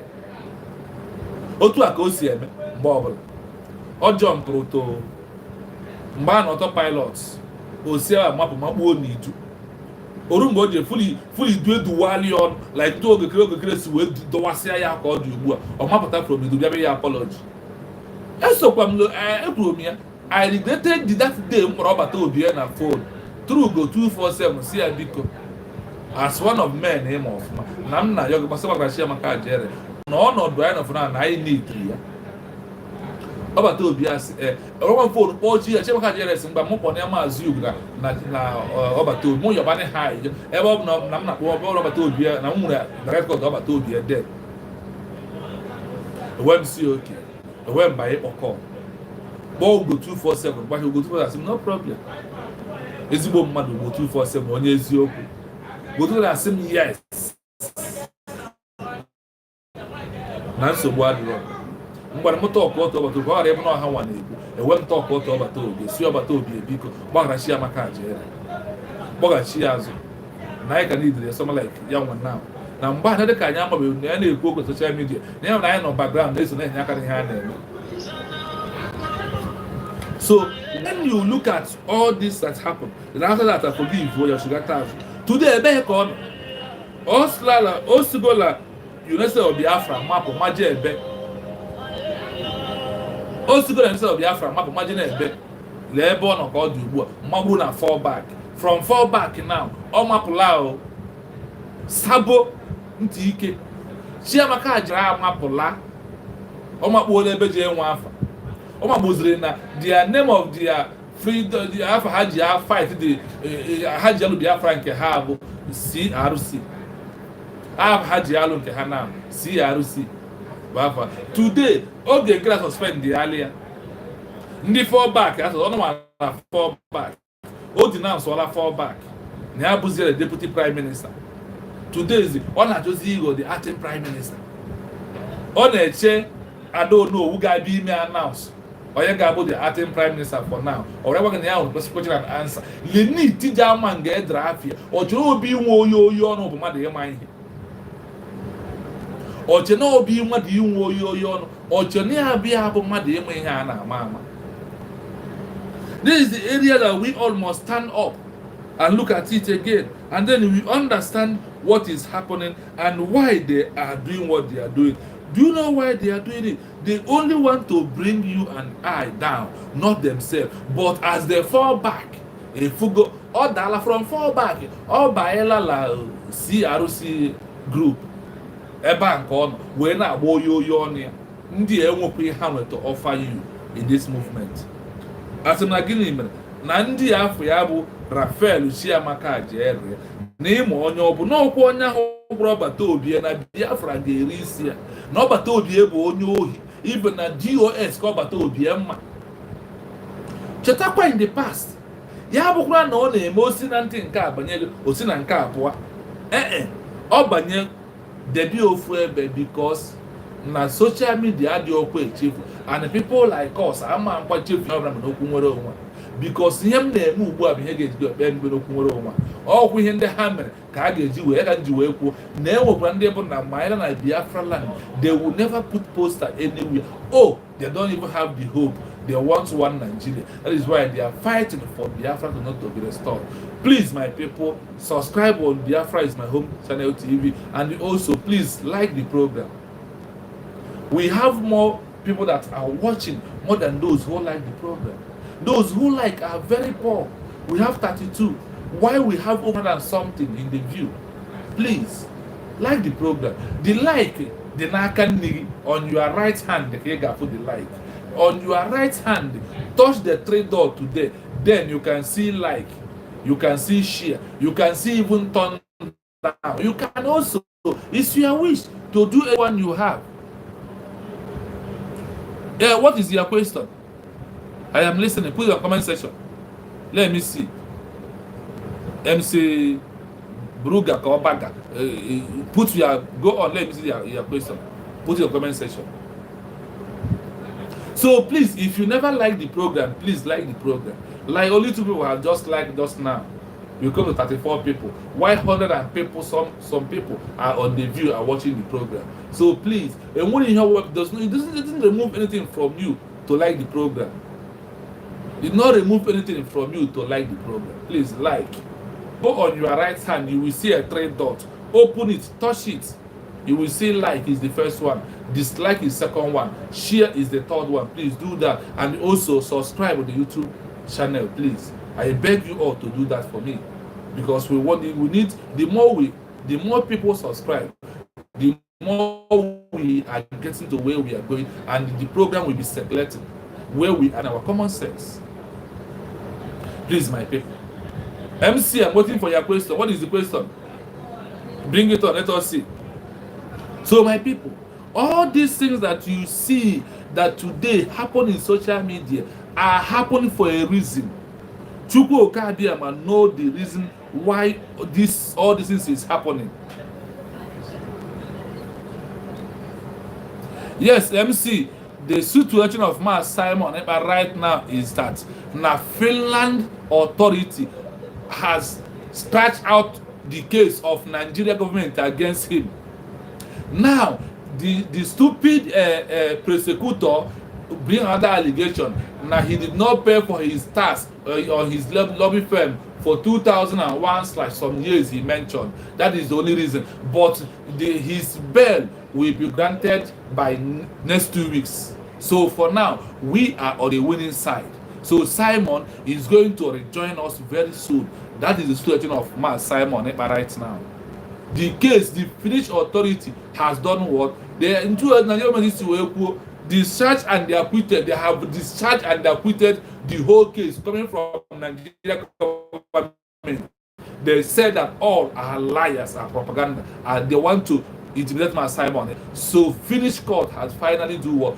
Strike the case out. It's no longer in existence. What they are holding him now is the new the prosecutor who now when they paid money is trying to bring another different thing in Finland. So that one, about to be we answer that one in Finland court.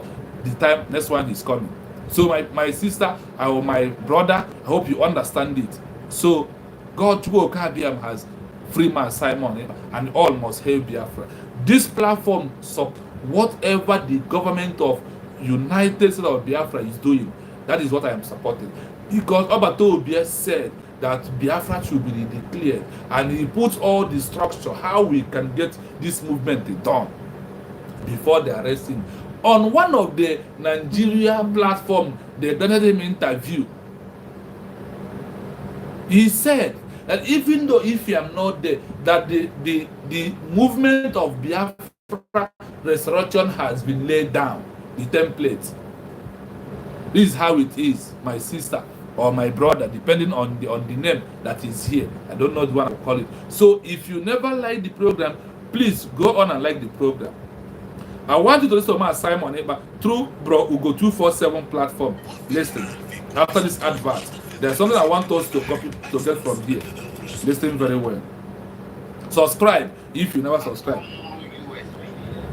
We can't thank you enough. I want to ask this question to my MC. Have you subscribed on the YouTube page? Biafra is my home, so please subscribe. Subscribe. We thank you for giving us. And I hope you will stand with the United States of Biafra government. I hope you stand with them. Please, that is where you have to. Do not fall back. You know that fall back is like carry over. Thank you so much. I hail you. Thank you for doing that for me. So continue doing the needful. Do not be confused. Do not be deceived. Na or na school, you have carry over to fall back after your classmates are moving forward and somebody is dragging you to come back and repeat the class. Will you do that? Fall back is to repeat a class. Run is a course because you are bringing a change and disappointment to your parents when your classmates they pass and move to another level of 200. You want to still remain on 100 level. Wrong. Do not accept that. That is simply mean of people that fall back. So, my fellow Biafrans, we are here to do what? To defend what we believe. To defend what we believe on it. What is that thing we believe? We believe in the United States of Biafra. That is moving forward. That is hell-born from Abatopie. That is no surrender, no retreat. When you fall back, you have surrendered. Do you want to surrender? Do you want to have carry over cause? That's what it simply means. We are going to be playing little videos of this inconsequential for you to know something that we have to do. So, I think do not panic, because listen to this from our brother Humble Lion.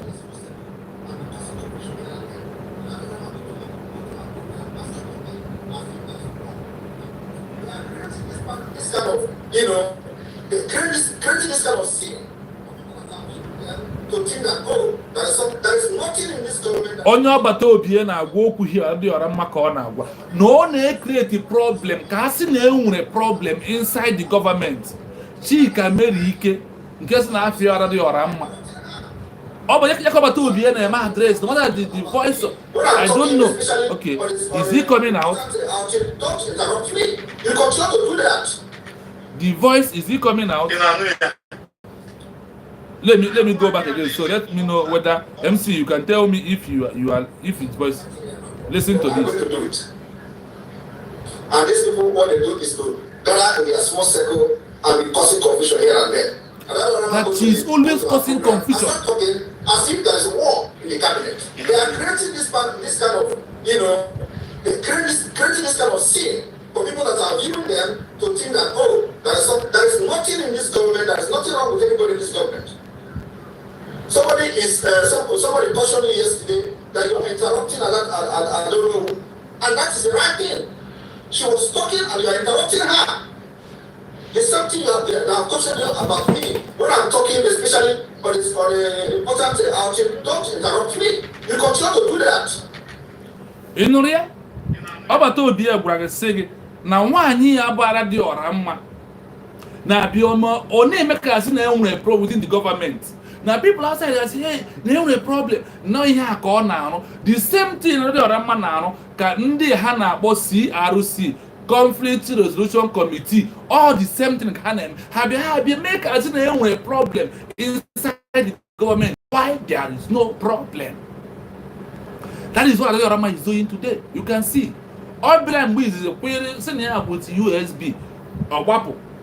Jeffol or back, Quiro Gunkere.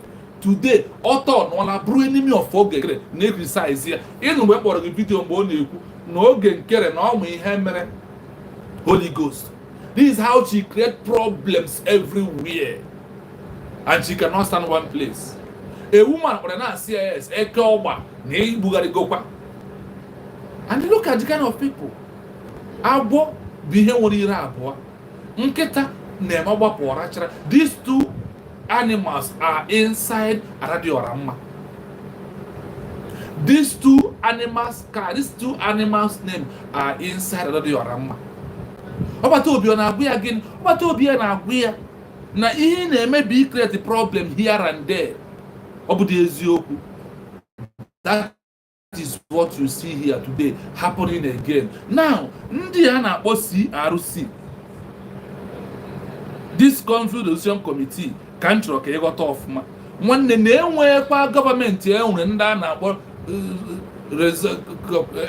na-akpọ CRC. Enwekwa na on this world enwebekwa ebe enwere ya before. Then learning nke ọbata obi SP ahụ eme ndị attach. Ka ọ dịkwa ka goso na ihe a na-eme. Look at how they created a problem. Look at how they created problem. No, yes, in all, Biafra have already come. What we are saying is to defend our land. Saturday is coming. Please give your donation. Do not waste time. Put your donation there. Give your donation. All the very important that you do so. All the very important that is support through your fundraising. Eh? Omo Biafra. I can't do where no say. Onye lekwa na zaman wine na gbadigo. Onye la na kwa ya zo. Okwa ebe an kai na.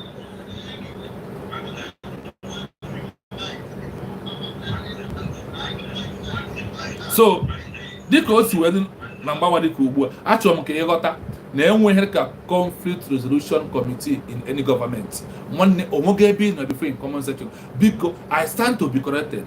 Ọrụkwa na enwege ebe na enwere group a na-akpọ such thing in any group in the world. Please let me know. Tell me, because I am here to learn. Listen to nwoke oyoyo ọnụ. Ọma how it takes to form a government. Everything. Nobody likes you. We have been managing to patch your ass, make people, believe in you. Not how what it takes.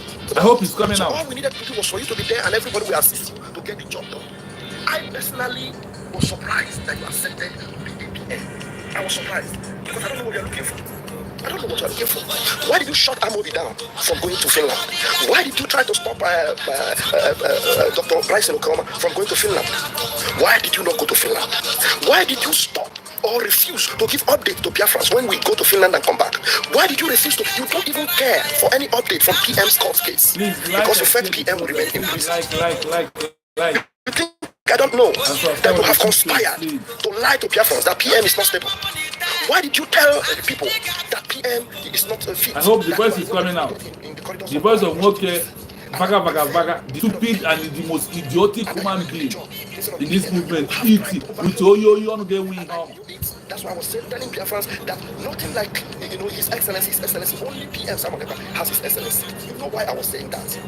And now you're telling people that you were feeding me. You think your money can buy me $1,000? You know, here, and you go $1,000. Change the rate, you go $1,000. Oh, you well, also go to a base of all this why. And that is why you will know now that you are not facing me, you are facing Biafra. And the gods of Biafra will stop you. This is just the beginning. I don't know, Mama Biafra will educate Biafrans on why they must go to the website and put in what they have for the Biafran people. You cannot carry it. If you love Biafra, then put that thing that you have into that website.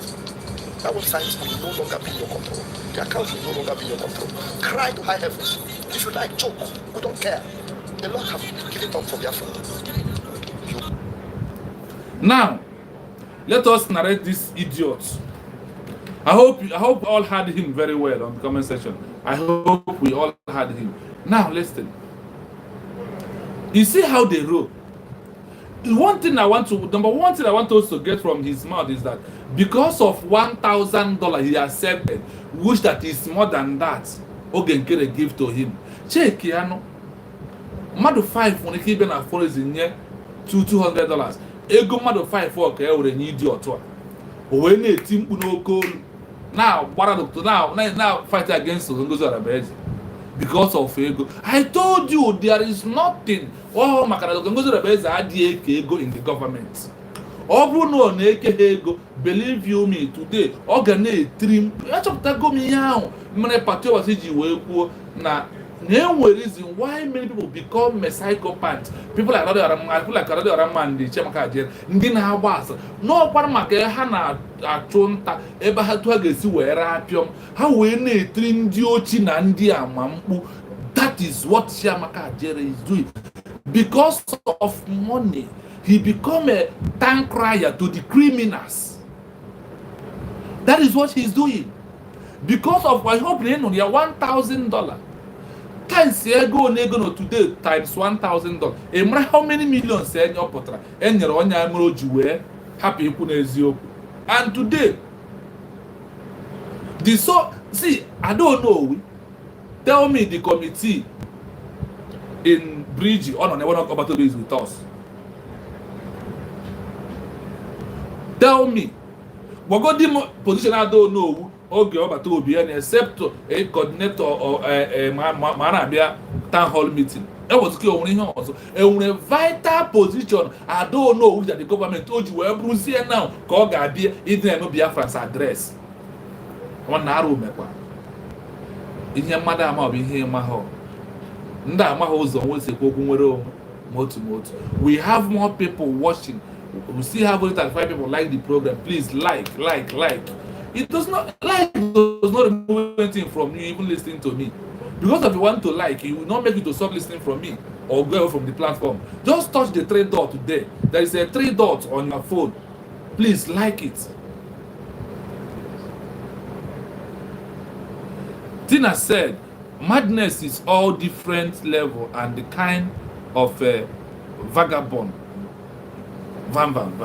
On happen on vam because now we are vagabond carry over course.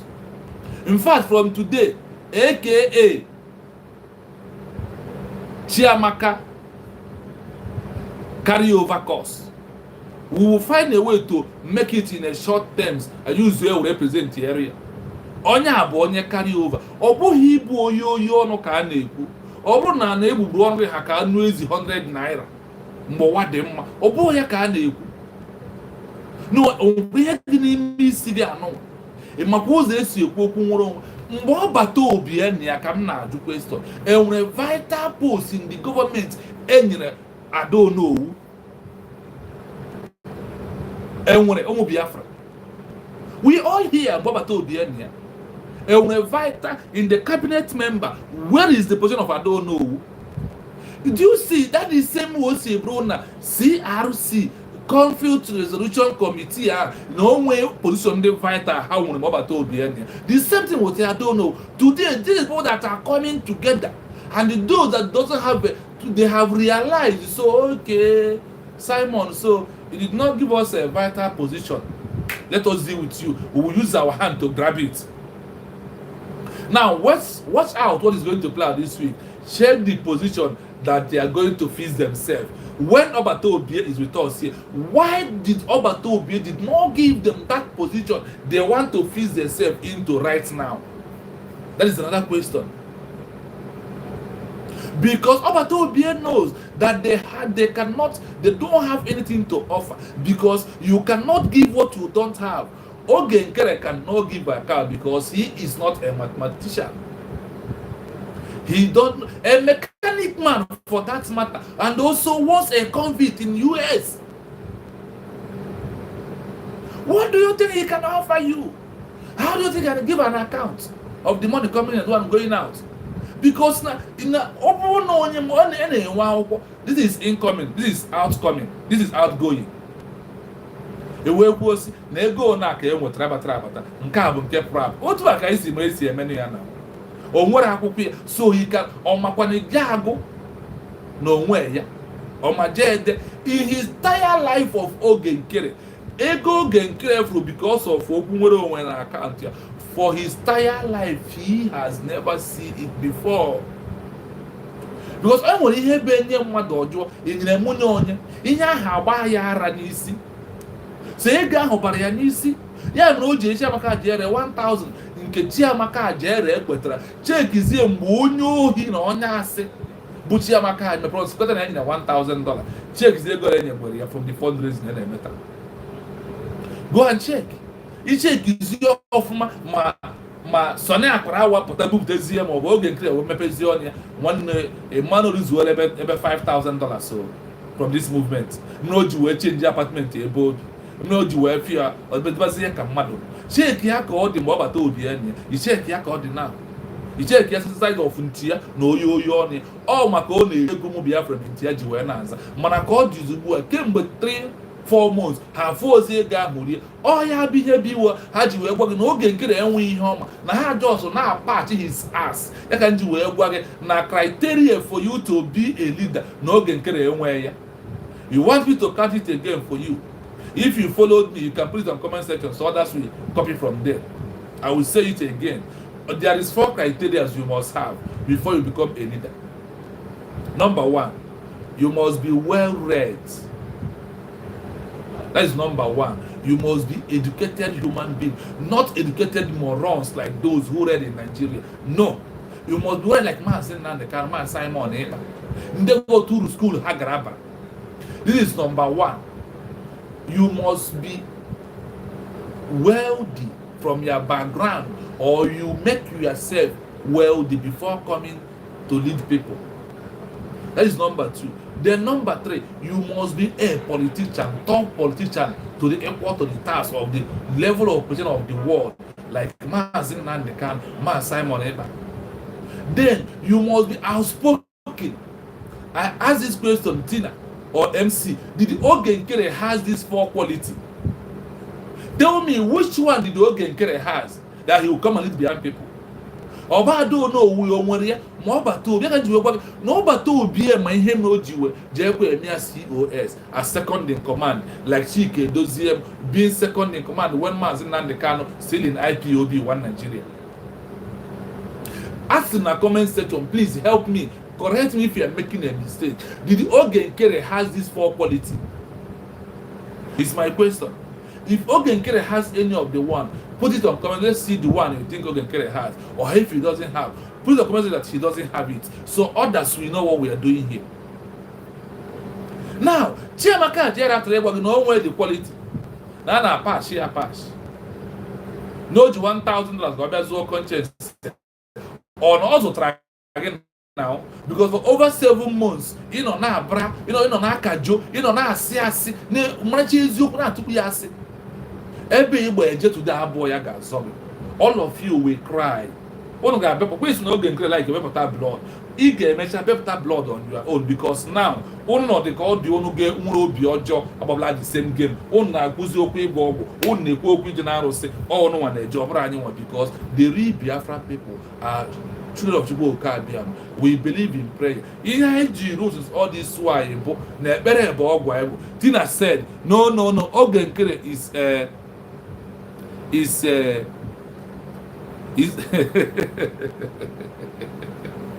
hey, but every time I can, that's now will be happy of forgetting. But to be honest with you, well, that is what it is. It is what it is. That is the truth. Yes, that is what it is. A mechanic, a panepita. Bom, na ku we ko pota moto aka ku bulim. Obi yo ko bra we $1,000 on a dash in them mad. That is the question sometimes we have to ask ourselves, and you understand why they are doing what they are doing. CRC Gurage na criteria to let somebody in their own position no nya ga-abụ onye ji ego and no ga-abụ onye dị close to men on ground. But you know that even Mazi Nnamdi Kanu forbid those social media then to talk about Eastern Security Network. Oba will be also forbid and warn them to stay away from anything concerning Biafra Liberation Army. Today, ADADIORAOMMA, or you chief of defense, but every time only men on ground. With only that one alone. About to be a portal, do you think you can take it lightly with her? Being about to be a money, but you may be create a problem, every problem at the home. About to be a Mara, this woman. Now let us go and listen again. When you look at Chiamaka Ajere and making her utterances, you will know na ajomo abale bamba abale lo. That is one thing that we all must know. And today they are the one letting us to know what is happening. As I said, what they are the one because na iya wa gwara masifa. If you turn your phone, Bisaka now to one a comment section, or when man and Bisaka and yours on atom, and na Bisaka and can have to more carrying can at one.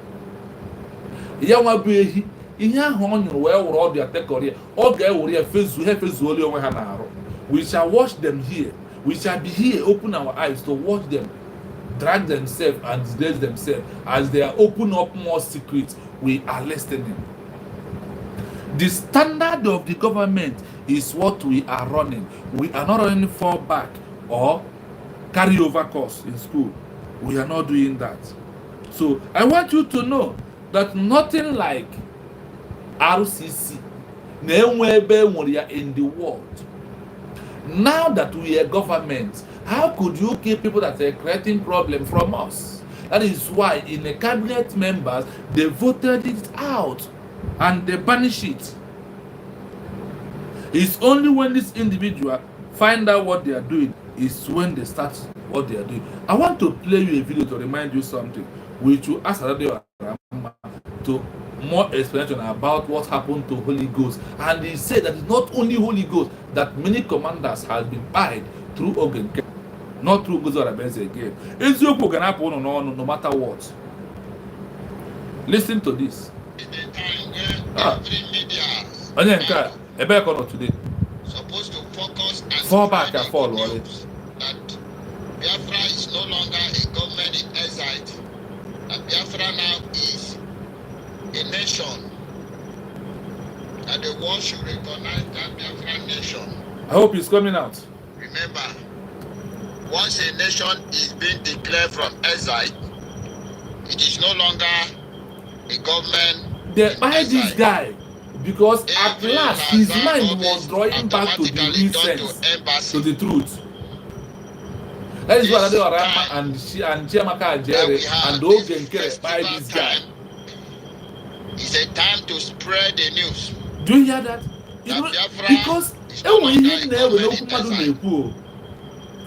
Brugade nation that we are no longer in exile. Why these people are fighting Biafra still in exile? If we're gonna disagree, that is why I hold on. Hold on, this video will continue. There's something I want to answer from this video I'm playing of late Holy Ghost or whatever I can use on his name for now, because nobody knows his whereabouts. Now, on our waggy, they declare gay nation. Now, once the nation being declared, they are no longer in exile. Okay, man, their narrative here and explanation here are different from what ADADIORAOMMA, Chiamaka Ajere, and Ogenkere believe. And after this broadcast, was the last comment of this guy before they take him away, because he had changed his narrative. Or both na Biafra government in exile, like Chiamaka Ajere, we always address it. You see why they went in to kill this guy? There is something between the disappearance of this young man, this Commander Holy Ghost. There is something. Man, the Holy Ghost, na ndi banyis no onye nenyo isi ya na-apụta.